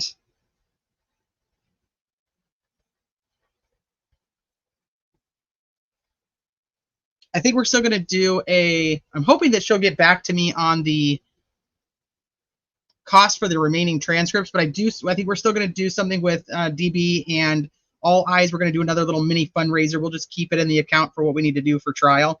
You know, if there ever is, you know, the thing I hate about like the money stuff is because like if there ever is like a, you know, if we end up with too much money for transcripts, like if you want your money back, like I don't really know how to go about that. Like how do I put in, like how do I say who for what? You know what I mean? So I don't really know how to do that, and so I don't want to have too much because then I feel like I'm keeping people's money, and I don't know. It makes me feel weird, and I don't want anybody to ever like freak out. I don't know. It's just a weird thing when it comes to stuff like that. So yes, the transcripts. So only the transcripts that the defense has requested, which was Holman, Purdy, Cecil, Harshman, Perlmutter. There's 7 people. We have 7 people's testimonies, and that one right now we're covered. But All Eyes and DB have put together a whole huge thing for us to like do it, just more of a fun trivia type of thing. So I'm going to schedule that with them, and we're still going to do it. It just, you know, even if it's not really about, if we don't necessarily need all that money at the right time, I want to still do it. If anybody wants to donate, all of my donation links are in my link tree, which is pinned at the top of the chat. So if anybody wants to donate, put it there. So that's where it's at. It's better to donate there than to do a super chat or a super sticker. 1, because YouTube takes 30%, and 2, because I don't see that money until the following month. So like whatever you super chat today, I will see on October 21st-ish.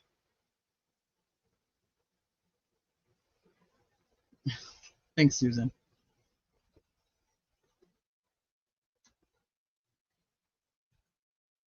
Pizza party, no pineapples. No pineapples. No pineapples on the pizza. 315 pages of transcripts today. So 315. Was it 315 or is it 351? I may have my numbers transposed. I thought it was 351. I actually think I have the email up still. Let me go look. You're correct. It is 315 today. I had my numbers transposed. 315 was the 7 from today, and it's Holman, Purdy, Gallipo, Harshman, Cicero, Perlmutter, and Cecil. And then at the end of September, we're going to get the rest of them. Pizza? Someone said pizza? Yes, Chelsea. And happy birthday. I don't know if Mandy's in here. Mandy's birthday is today. Happy birthday, Mandy. Chelsea's birthday is tomorrow. Happy birthday, Chelsea. My birthday is next Wednesday. Happy early birthday to me. There's so many Virgos, so happy birthday to all the Virgos.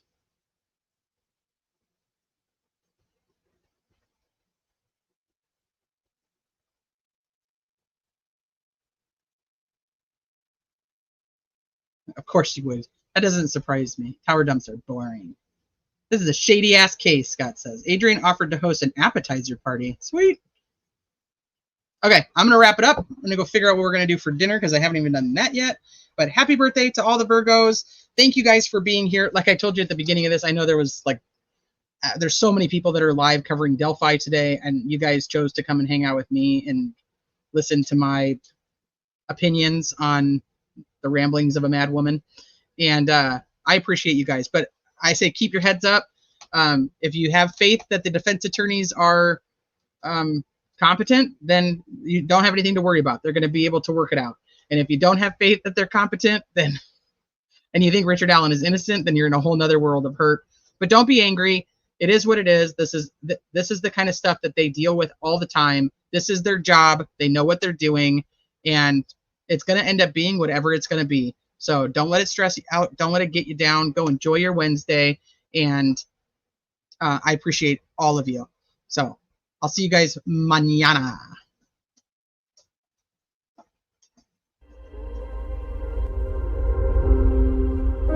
Do you dare to follow me down? Head into the unknown.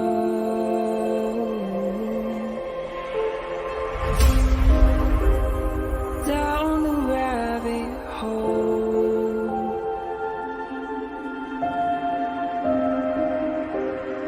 Where it stops, no